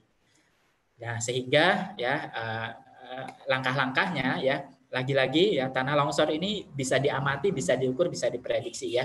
di situ. Jadi kita harus waspada lereng bukit di mana material itu akan berpindah dan kaki bukit di mana material tadi akan bertumpuk ya di sini. Nah, salah satu gerakan massa ya yang itu juga bisa terjadi kalau air sangat banyak itu adalah banjir bandang ya. Banjir bandang ini adalah banjir yang melibatkan sedimen ya, melibatkan material-material batuan ya di situ. Nah, ini yang juga jenis gerakan massa yang harus kita pelajari bagaimana gerakan banjir bandang tadi, karena banjir bandang juga berpindah dari tempat tinggi ke tempat rendah kan. Jadi di mana dia bergerak, energinya seberapa, di mana jalur yang dia tempuh gitu ya. Karena gravitasi itu simpel, dia akan bergerak secepat mungkin ke daerah yang paling rendah ya. Jadi kita bisa atur bagaimana kemudian proses perpindahan tersebut mengikuti ekspektasi kita agar tidak merusak pemukiman misalkan. Itu bisa disiasati ya. Begitu kita memahami ini adalah material dan energi yang berpindah ya di situ. Nah, sehingga yang tindakan yang bisa kita lakukan ya di situ adalah menjaga irigasi di lereng ya di sini. Itu penting. Kenapa tadi proses air itu penting ya di situ. Jadi bagaimana kita mengurangi sudut kelerengan bukit atau gunung itu penting ya. Selain itu yang tidak kalah penting adalah bagaimana irigasi itu dijaga dengan baik agar lereng itu tidak menjadi satu genangan yang menyebabkan dia basah dan mudah bergerak. Nah, ini sebagai penutup ya di sini. Jadi bagaimana kita bisa hidup bersama dengan bumi ya di sini. Jadi yang harus kita sadari adalah Indonesia itu proses tektoniknya udah puluhan juta tahun ya, 50 juta tahun lebih.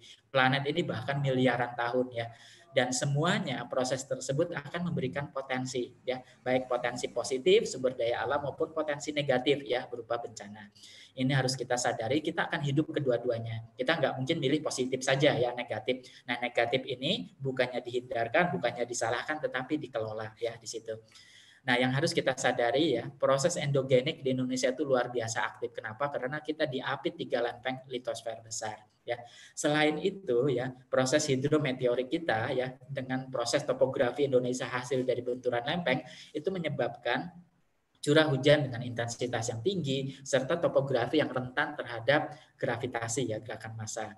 Nah, sehingga di sini kita harus melihat ya bahwa proses energi dan material bumi itu sebetulnya adalah berkah dan kawan ya, di mana dia akan memberikan kebutuhan kita mineral ya, air ya, gas-gas yang kita butuhkan.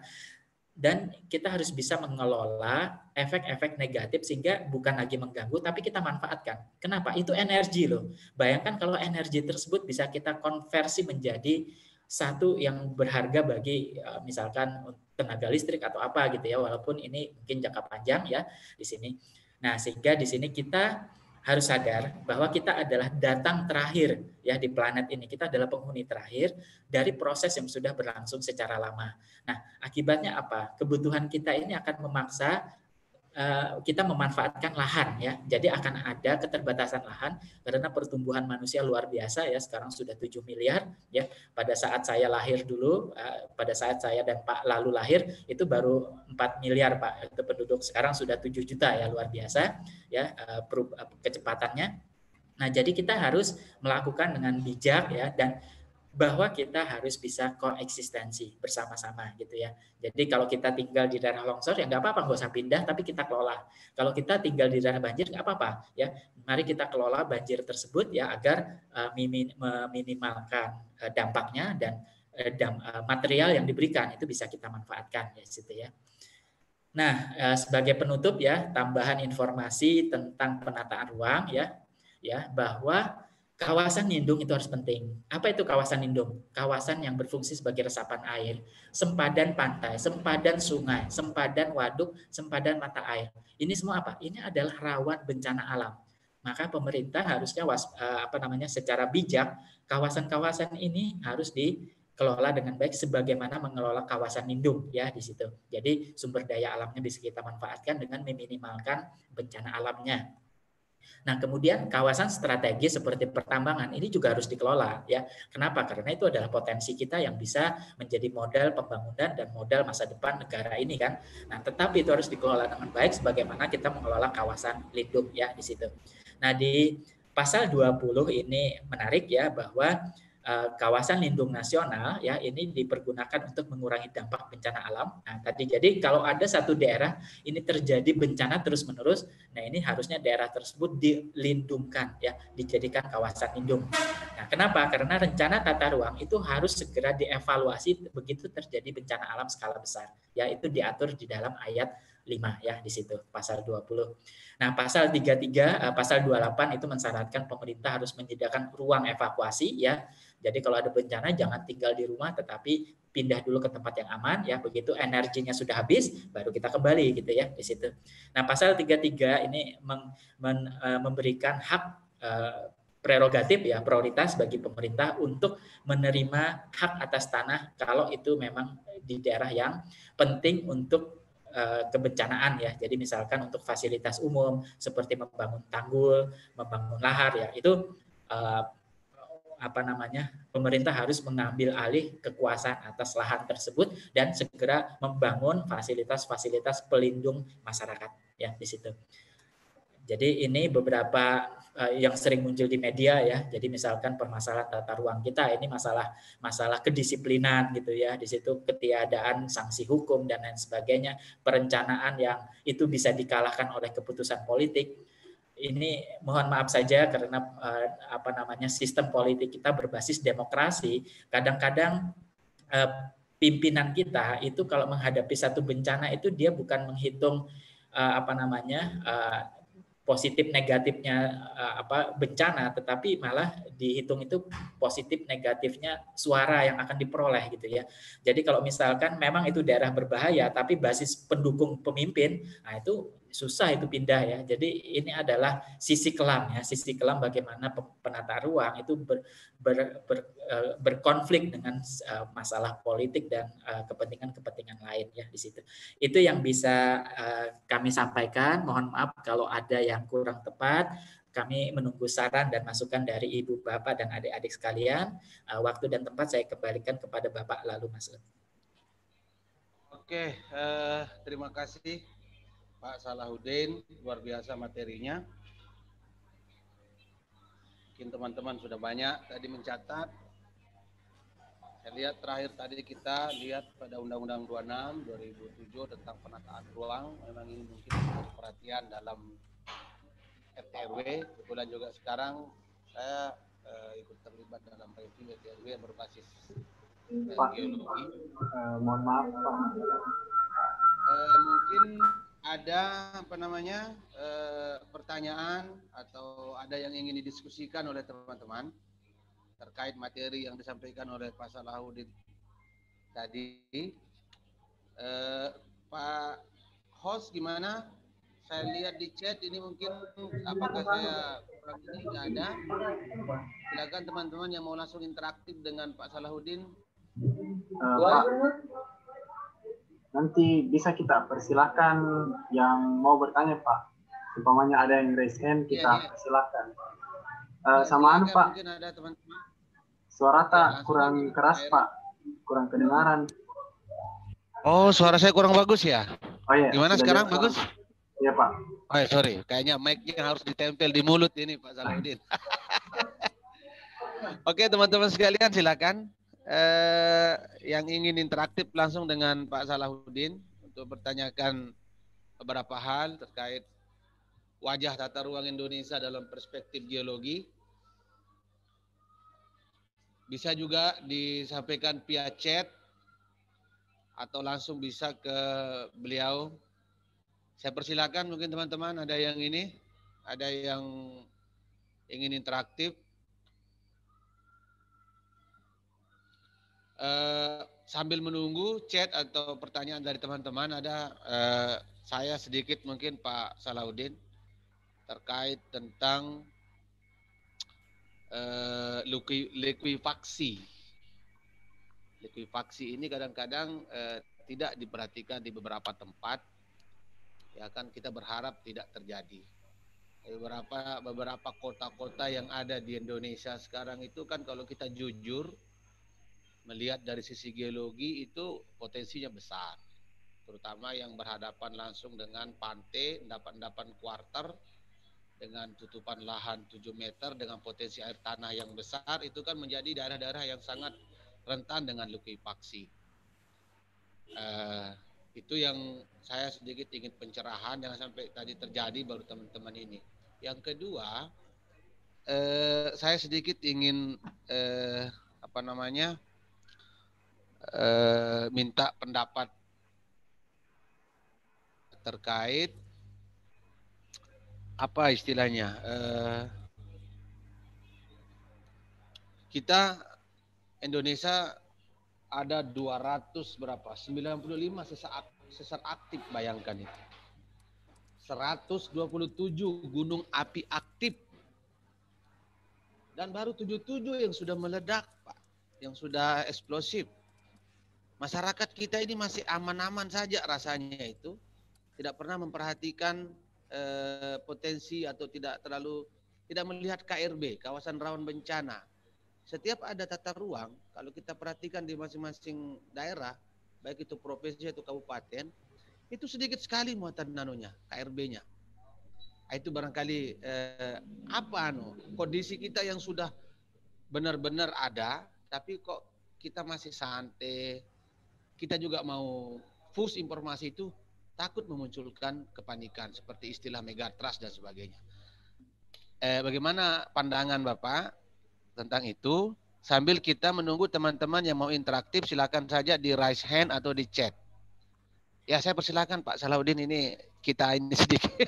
Iya Pak, sambil ngobrol kita. Baik, terima kasih Bapak. Ya. Lalu ya, jadi terkait dengan likuifaksi ini memang menarik Pak. Jadi pertama adalah penentuan kawasan yang rawan likuifaksi ini sendiri kan juga tidak mudah karena harus ada studinya. Ya, dan mau tidak mau memang seperti juga dengan pertanyaan Bapak yang kedua terkait dengan KRB, ini kita itu selalu di belakang Bapak. Jadi studi-studi tentang geologi itu terjadi setelah misalkan kawasan itu dimanfaatkan. Nah, kenapa? Karena kita memang untuk kawasan itu biasanya jarang melibatkan studi AMDAL begitu, karena itu hanya biasanya untuk konstruksi-konstruksi penting atau kawasan-kawasan penting saja. Tetapi yang namanya bencana itu dia tidak memikir penting tidaknya semua kawasan itu akan terkena. Nah, jadi likuifaksi ini dari studi kami Bapak. Jadi kami itu baru mengenal likuifaksi itu setelah gempa Jogja 2006.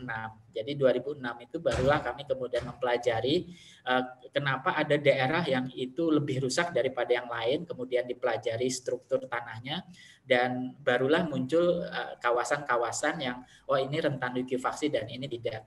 Itu jadi boleh diakui memang pengetahuan tentang bencana ini hadirnya memang belakangan dibandingkan dengan kecepatan populasi dan pemukiman kita Pak. Jadi pada akhirnya memang seperti pertanyaan Bapak yang kedua, bagaimana sebetulnya KRB ini dibangun dan diterapkan begitu. Jadi karena kalau pengalaman kami gitu Pak ya, jadi ketika menangani mitigasi di beberapa daerah, kalau ini disampaikan ke masyarakat itu pasti salah terima, itu pasti akan terjadi ya, kita dianggap menakut-nakuti. Itu demikian juga seperti yang wacana megatrust itu adalah dianggap geolog menakut-nakuti masyarakat begitu Pak. Nah, jadi harapan utamanya adalah sebetulnya pemerintah yang bijak dan bisa mengambil keputusan berdasarkan informasi keilmuan ini. Itu jadi kalau ada KRB, pemerintahlah yang kemudian mengatur izin pembangunan di sana. Di situ ini yang harapan kami. Kenapa? Karena persepsi dan pengetahuan masyarakat itu kadang menganggap informasi keilmuan itu diterima dengan salah Pak. Jadi lebih mudah kita mendekati pemerintah terlebih dahulu dan meminta mereka menerapkan betul-betul KRB yang disepakati dengan menerapkan sanksi dan solusi bagi yang sudah menempati daerah tersebut. Jadi saya rasa itu Pak terkait dengan pengalaman kami di dalam penelitian likuifaksi maupun di kawasan bencana. Ya, makasih Pak Salahuddin. Ini ada pertanyaan di kolom chat.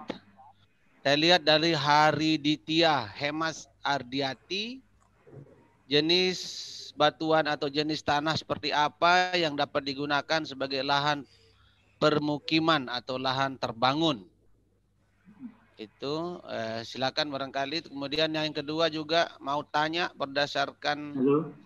pengalaman penyusunan RT RW, kira-kira apa kendala sehingga kajian geologi kurang mendapat porsi yang cukup?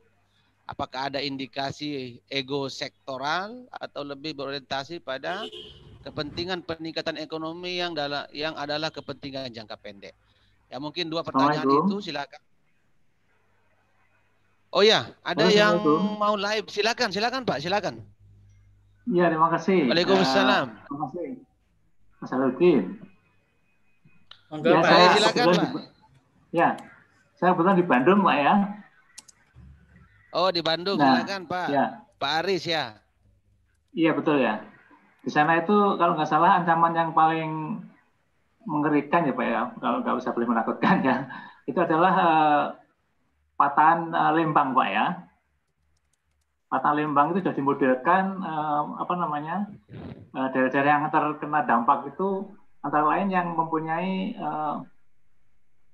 ketebalan sedimen Pak ya, yang cukup tebal ya, terutama di bekas rawa purba Pak ya, di daerah Bandung ya, yang itu dianggap akan berbahaya. Tetapi sebenarnya sesar Lembang sendiri itu terletak di pegunungan api yang sudah tua Pak, yang sudah di samping ada yang masih hidup, yang masih aktif seperti Tangkuban Perahu, tapi sebenarnya banyak pegunungan yang sudah tua Pak ya, Gunung Manglayang segala macam.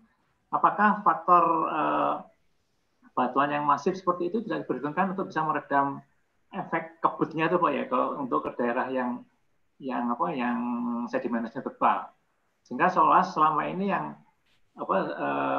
dianggap bahwa sesar nanti itu kalau ada terjadi gempa, terjadi patahan, itu langsung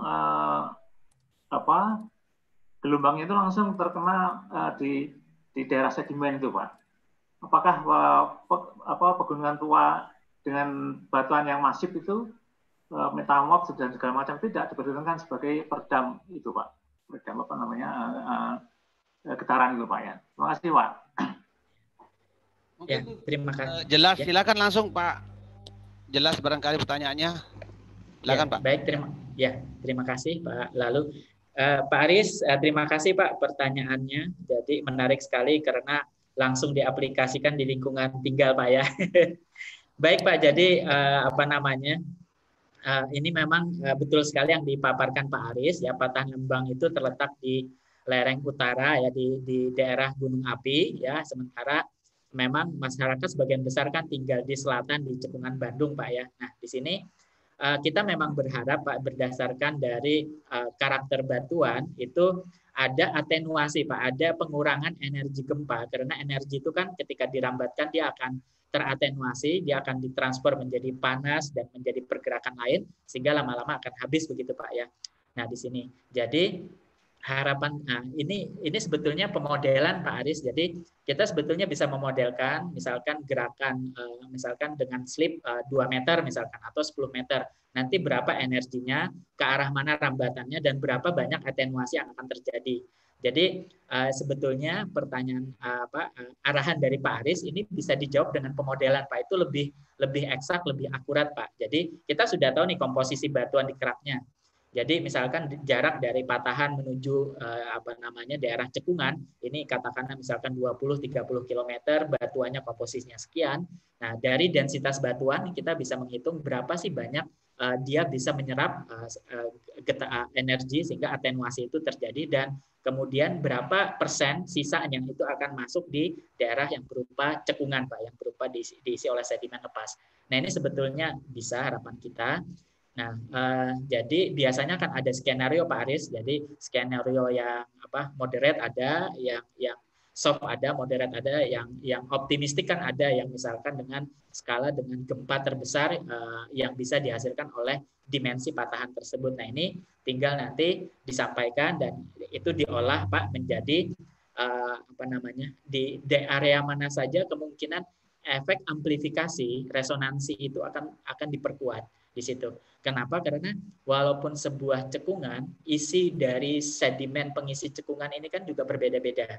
Nah, ini juga harus ada kajiannya, Pak. Jadi di bagian mana lumpur itu paling banyak, lempung paling banyak, di bagian mana air tanah itu paling dangkal, ini semua seperti ini disampaikan Pak Lalu Masud, itu semua harus diperhitungkan. Jadi saya tidak bisa menjawab secara eksak, Pak. Jadi memang ini kalau pandangan saya begini, Pak Aris, semua hal tentang kebencanaan kita itu harus berbasis model, Pak. Kenapa? Karena hanya dengan model lah kita bisa memberikan informasi yang akurat kepada masyarakat. Tapi kalau berdasarkan pada cuman interpretasi kualitatif, rasanya kok kita pun di dalam memberikan informasi pun juga ada unsur ketidakyakinan misalkan gitu ya. Apa benar misalkan di area sini amplifikasinya sampai 5 kali misalkan, Pak. Jadi mohon maaf mungkin jawaban saya normatif begitu Pak Aris. Iya. Terima kasih Pak. Mungkin kalau data lengkap bisa dihitung ya Pak ya itu ya.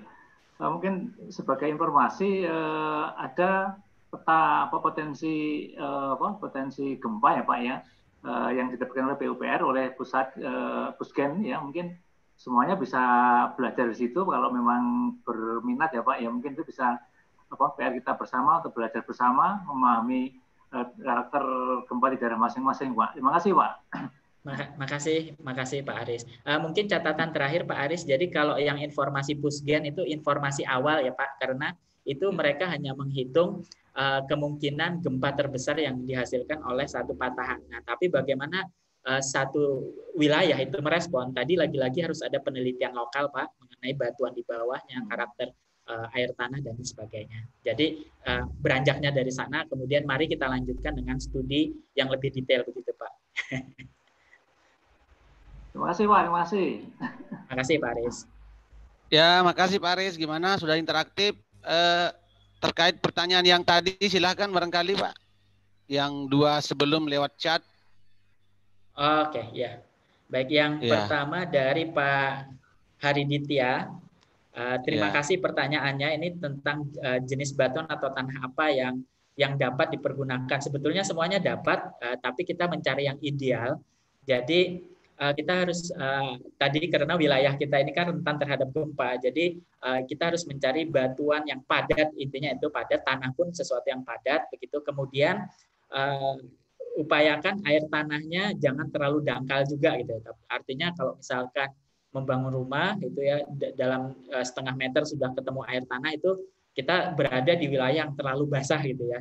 Artinya apa? Kemungkinan penyusun tanahnya itu mineral unsur-unsur yang halus yang bisa menahan air tanah sehingga cukup dangkal. Nah, ini juga menjadi satu kewaspadaan. Jadi intinya semuanya bisa, tapi kita upayakan batuan yang padat, tanah yang keras itu yang ideal dengan air tanah yang tidak terlalu dangkal.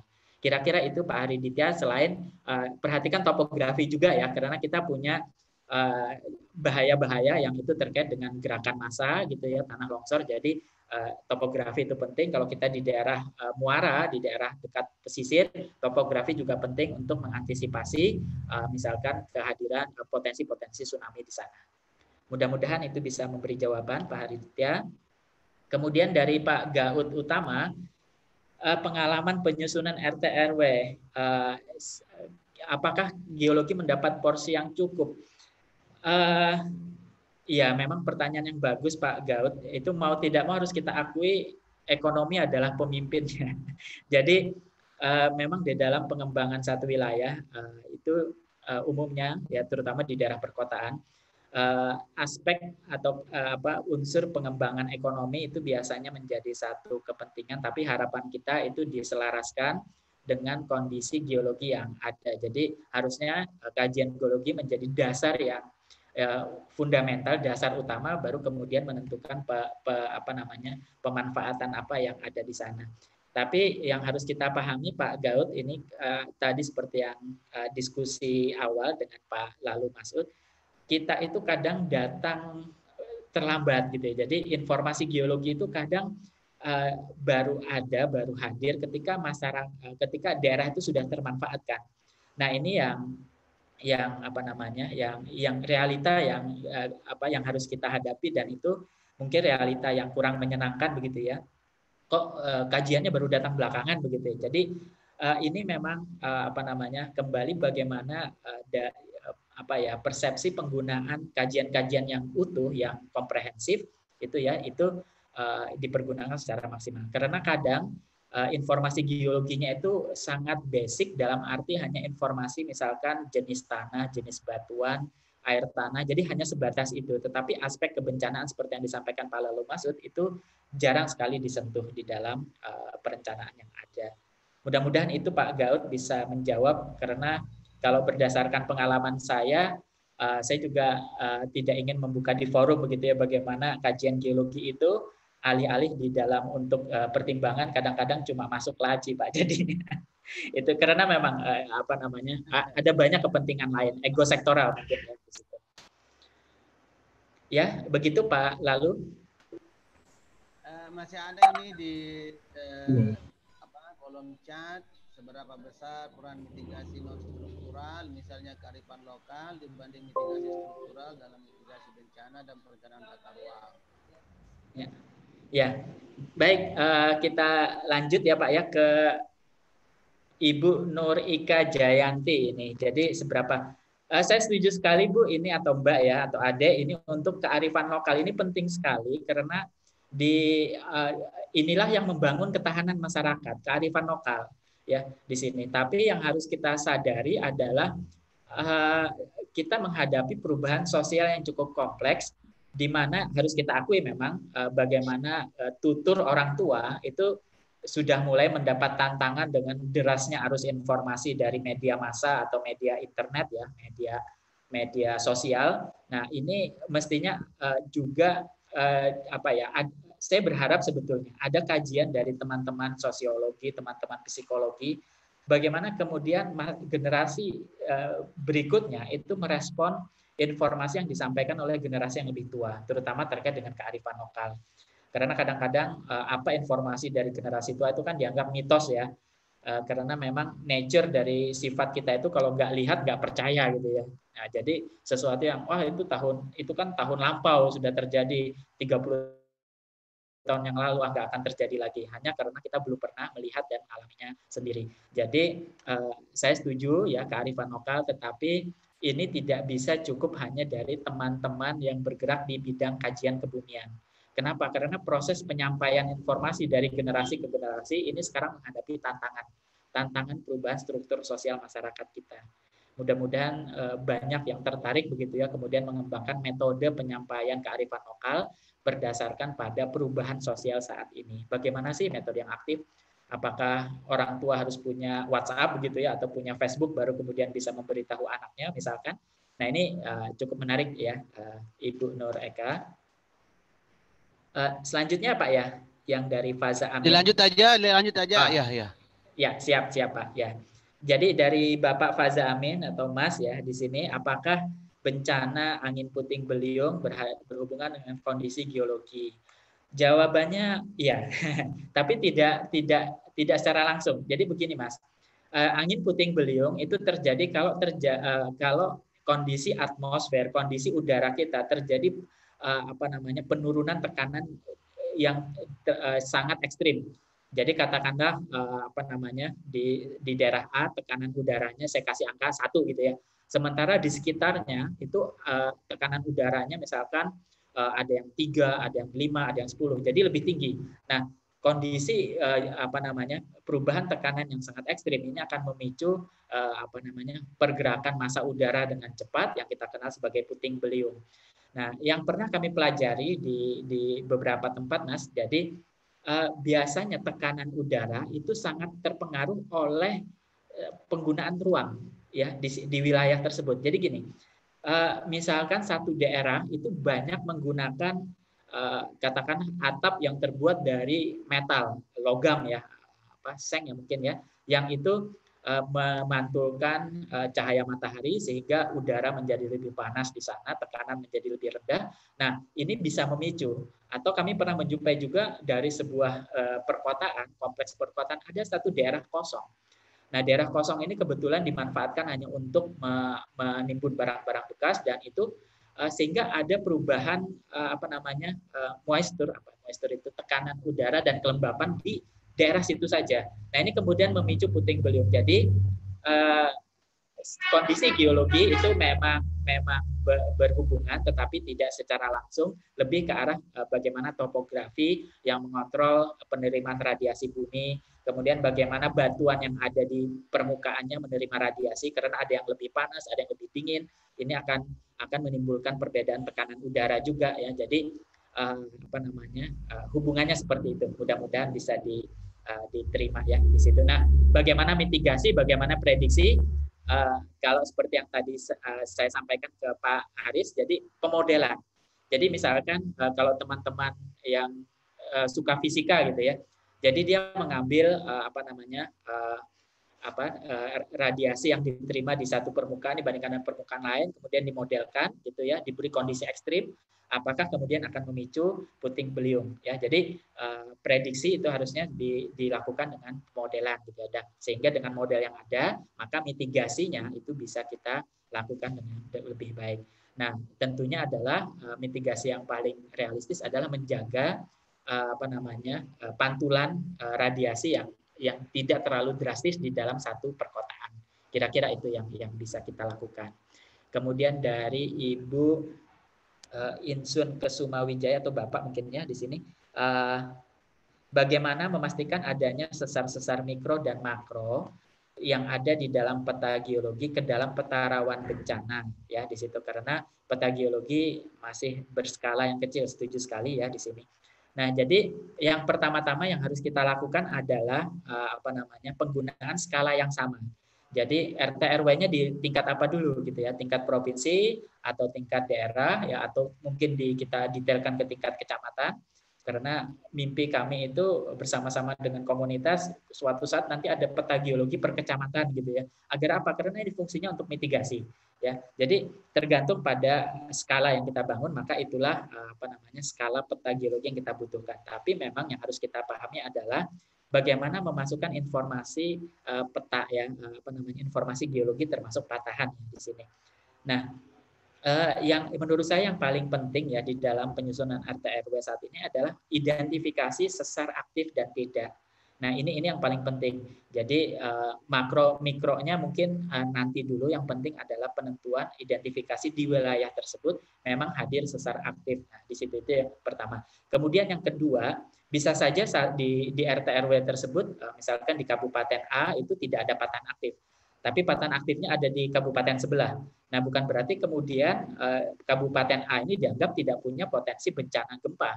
Ya, kenapa tadi? Karena gempa tadi seperti yang kita diskusikan itu merambat ke segala arah.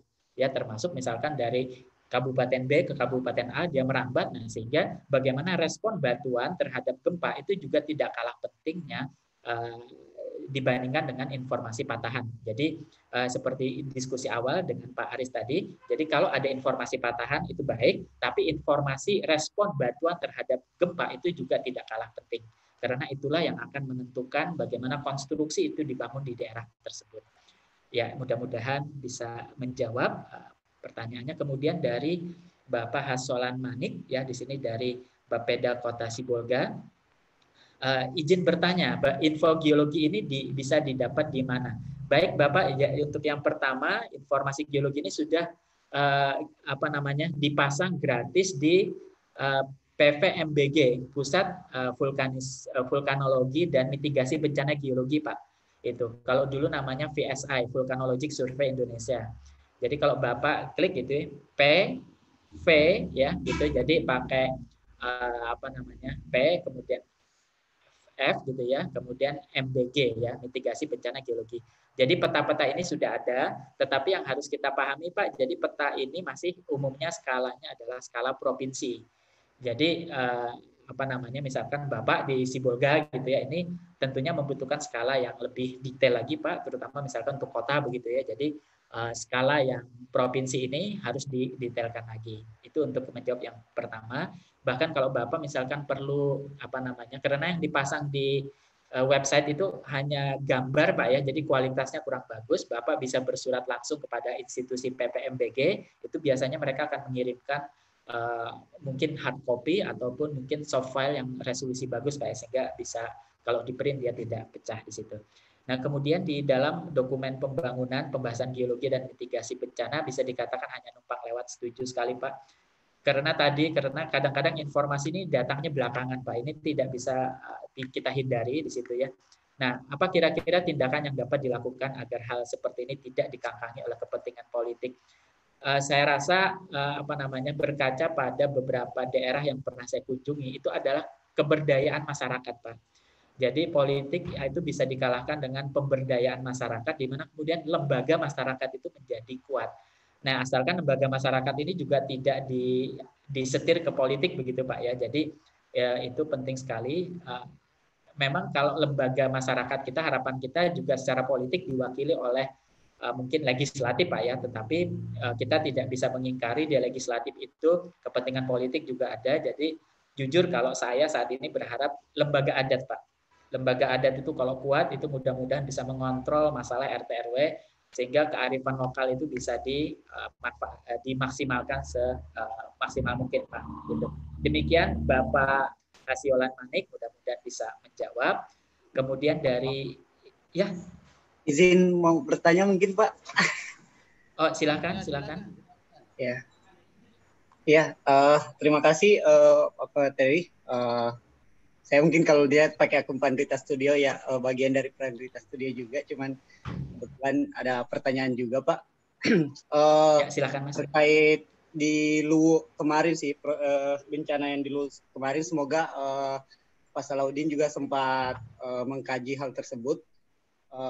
Kemarin yang seperti kita ketahui bahwa di Luwu di Masamba itu telah terjadi bencana banjir bandang. Yang tertarik untuk saya tanyakan adalah pemicu awal kejadian bencana banjir ini, karena isu yang keluar cukup simpang siur Pak, cukup banyak cukup banyak pendapat terkait pemicu utama terjadinya banjir di Masamba atau di Luwu tersebut. Ada yang pertama mungkin terkait konversi lahan di daerah hulu yang banyak dikeluarkan, diisukan bahwa akibat konversi lahan sehingga memicu terjadinya longsor sehingga terjadi banjir bandang. Tapi ada juga beberapa tulisan yang menarik bahwa itu murni adalah faktor alam karena faktor geologi yang kemudian akhirnya setelah terjadi banjir, setelah terjadi hujan yang cukup lebat di hulu, kemudian diikuti dengan sempat beberapa kali juga terjadi gempa bumi kalau nggak salah di sekitaran situ, sempat lihat di web BMKG sempat terjadi beberapa kali gempa bumi, dan akhirnya itu yang salah satunya memicu terjadi longsor, dan ketika diikuti dengan hujan lebat itu yang akhirnya membawa material sehingga terjadi banjir bandang. Nah, mungkin kalau dari pandangan Pak Salahuddin sendiri terkait kejadian itu, semoga Bapak sempat mengkaji atau membaca juga terkait itu sehingga mungkin ada pendapat terkait hal tersebut. Terima kasih. Ya. Baik Mas, terima kasih pertanyaannya. Ini juga langsung diaplikasikan ke tempat kita masing-masing ya. Jadi baik, menarik. Ini yang pertama yang harus kita pahami adalah kategori atau klasifikasi. Jadi bencana yang banjir itu walaupun dia banjir bandang, tetapi sebetulnya dia membawa material sedimen, jadi bisa kita kelompokkan sebagai gerakan massa. Jadi massa air, massa batuan itu bergerak bersama-sama. Nah, jadi di sini seperti yang kita lihat secara garis besar tadi, faktor utamanya adalah gravitasi. Jadi dia pasti bergerak dari daerah yang tinggi menuju daerah yang rendah. Ya, di sini itu tidak bisa, itu adalah fakta yang pertama. Kemudian fakta yang kedua adalah kita berada di daerah tropis yang tingkat pelapukan itu akan menjadi sangat tinggi. Kenapa? Karena curah hujan memang tinggi, kemudian panas itu juga tersedia sepanjang tahun ya, sehingga beberapa mineral tertentu itu akan mengalami pelapukan juga dengan lebih tinggi. Nah, jadi dua fakta ini akan hidup bersama kita begitu ya, sehingga masalah pemicu gitu ya, apakah ini antropogenik akibat eksploitasi manusia kepada alam ataukah secara natural gitu ya. Jadi misalkan memang dia sudah lapuk, kemudian karena berada pada tebing yang tinggi dia akan longsor gitu ya, itu efek natural, ataukah efek terpicu bencana lain misalkan gempa bumi. Jadi saya rasa itu semua mungkin ada, tapi kita harus bisa menempatkan pada proporsi. Jangan sampai misalkan antropogeniknya katakanlah ini mohon maaf ini jangan dianggap sebagai satu fakta Mas ya. Saya hanya memberikan ilustrasi. Katakanlah antropogenik ada 5%. Kemudian yang natural, yang alamiah itu misalkan 80%. Kemudian sisanya gempa. Nah, ini harus jujur bahwa ada ketiga faktor yang terjadi bersama-sama. Jadi tidak bisa kita timpakan semuanya hanya pada salah satu. Jadi kalau dari saya ini kita harus jujur ya terhadap apa yang terjadi di alam. Kemudian dengan kejujuran itulah baru kemudian kita bisa mengambil keputusan yang tepat untuk menata ulang misalkan pemanfaatan lahan yang ada. Nah, kalau misalkan ditanya pendapat pribadi Mas, jadi saya rasa kalau dari informasi yang misalkan kita lihat di beberapa citra satelit LAPAN ya di sini, ini yang jadi LAPAN ini dia khusus melihat perubahan lahan, terutama di daerah yang tidak ada pemukiman alias ini betul-betul akibat alamiah ya. Itu memang terlihat daerah-daerah hulu gitu ya, misalkan hulu Sungai Maipa, hulu Sungai Rada itu kan terjadi banyak torehan-torehan baru ya yang menunjukkan bahwa hasil lapukan itu ketika menyimpan air hujan itu sudah mencapai titik jenuh sehingga kemudian tanah bersama tanaman itu sama-sama menuruni lereng ke bawah dan berkumpul di sungai begitu untuk kemudian dibawa ke hilir ke selatan.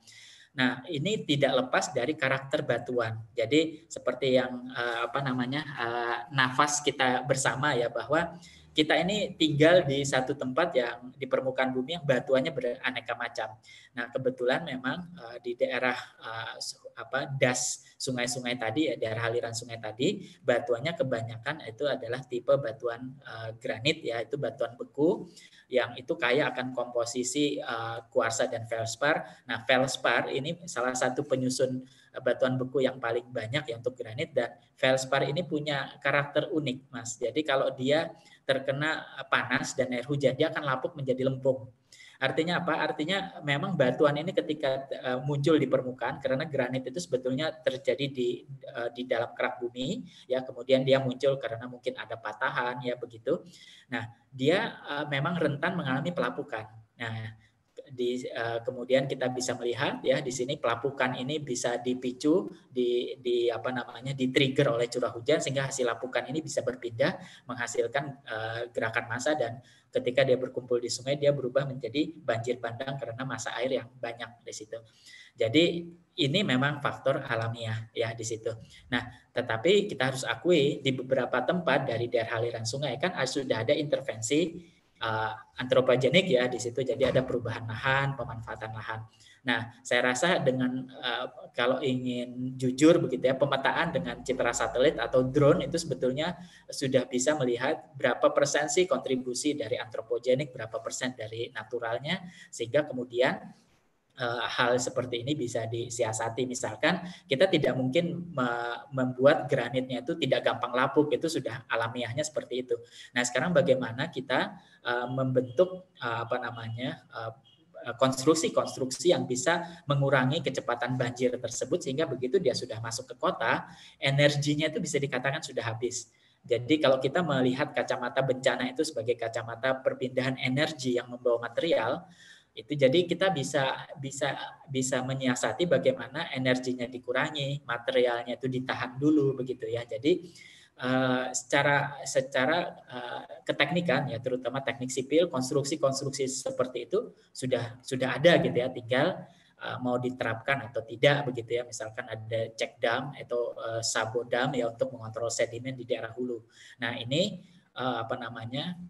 bisa kita lakukan dengan berdasarkan informasi yang akurat, dan tentu tadi membutuhkan dana kan. Segala konstruksi yang menyangkut kebencanaan itu pasti membutuhkan biaya, dan biaya itu diputuskan tanda petik secara politik gitu ya. Apakah ini akan dimanfaatkan untuk bencana atau misalkan untuk pertanian dan lain sebagainya. Nah, ini keputusan-keputusan ini harapan kita mestinya diambil berdasarkan pada informasi proses-proses kebumian yang akurat gitu ya, dan berdasarkan mestinya pemodelan yang akurat juga gitu ya. Misalkan dimodelkan berapa sih kita perlu misalkan gitu ya konstruksi penahan sedimen, berapa banyak, 5, 10 gitu ya, di mana saja dipasang. Nah, ini tentunya harus berbasis pada studi yang tepat sehingga biaya mahal untuk konstruksi itu tidak mubazir. Mau tidak mau harus kita akui banyak sekali konstruksi itu yang salah pasang dan akhirnya mubazir kan. Nah, padahal itu uang rakyat, uang kita semua. Nah, ini mestinya ada kajian yang cukup ya sehingga hal-hal yang tidak kita harapkan tersebut bisa kita minimalkan. Mudah-mudahan itu Mas bisa menjawab pertanyaannya dan keingintahuannya ya di situ. Terima kasih. Terima kasih Pak. Ya. Saya lihat masih ada beberapa pertanyaan Pak Salahuddin. Oh siap. Ya, masih ada beberapa di kolom chat. Oke. Bisa kita lihat sama-sama ya. Ya, ini bisa saya jawab langsung Pak?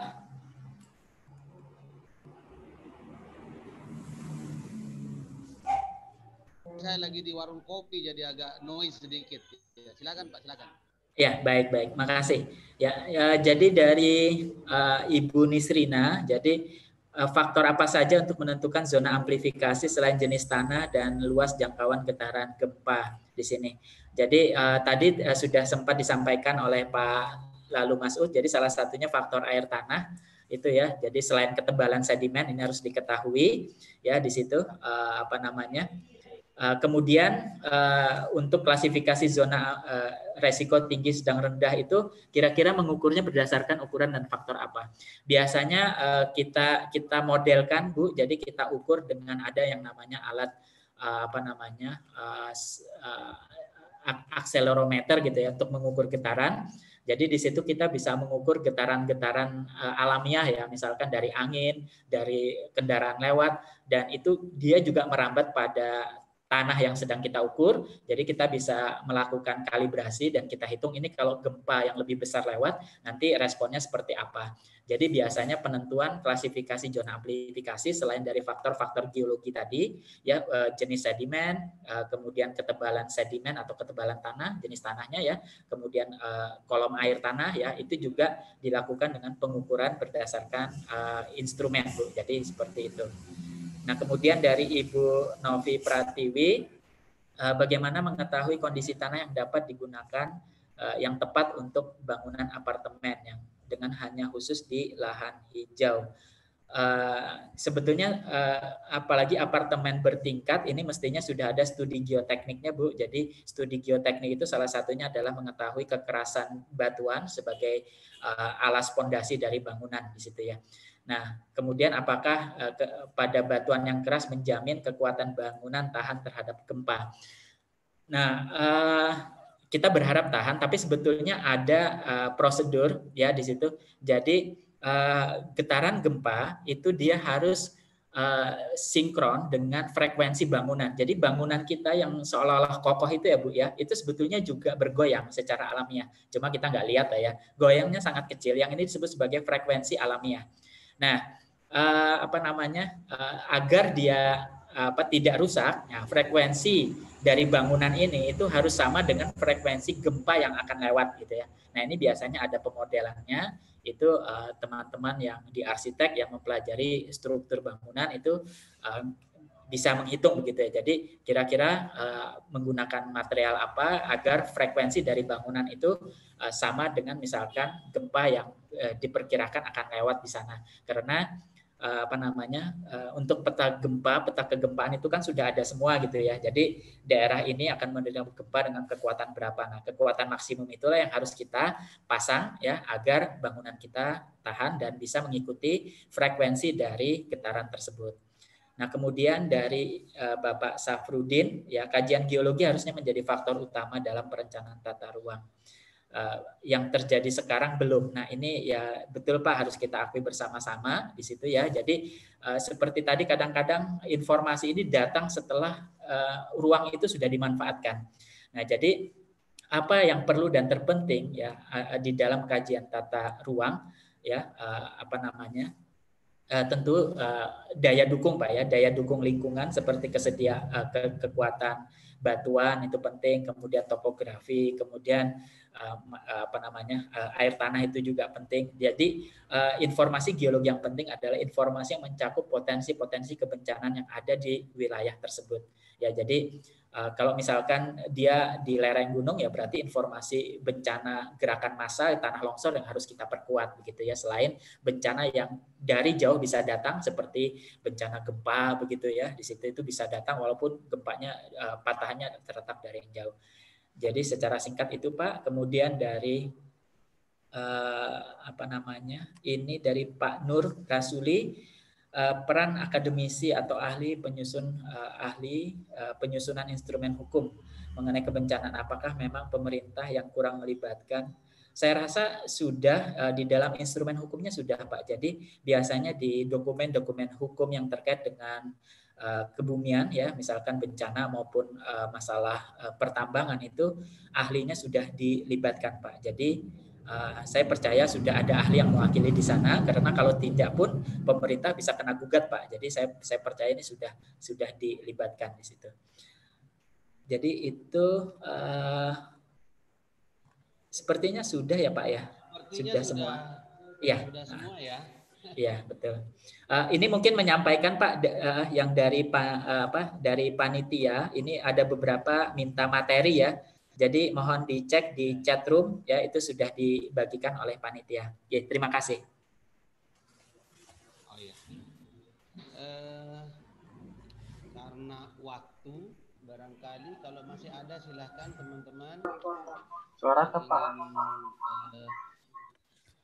Mungkin karena waktu silakan, mungkin masih ada beberapa teman-teman yang ingin bertanya, yang masih mau live silakan, mau interaktif dengan Pak Salahuddin.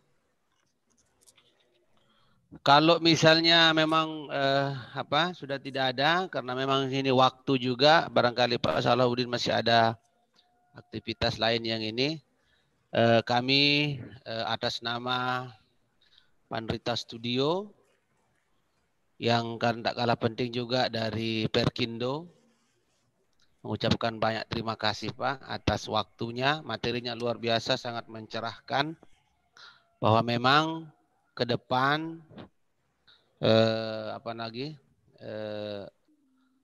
kita sudah sama-sama melihat bagaimana wajah tata ruang Indonesia dalam perspektif geologi, dan ini sebetulnya menjadi sangat penting karena kadang-kadang beberapa kejadian yang kita lihat seperti di Masamba atau di tempat lain itu sudah infrastruktur sudah dibangun maksimal dalam jangka waktu yang lumayan lama dengan anggaran yang sudah besar, tapi karena tidak memperhatikan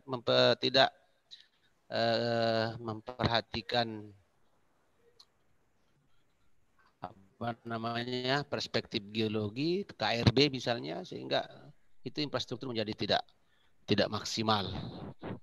Jadi mudah-mudahan ke depan minimal webinar ini kita sama-sama bisa memiliki perspektif baru atau perspektif yang lebih bagus, bahwa geologi ini memang menjadi hal yang sangat penting dalam tata ruang.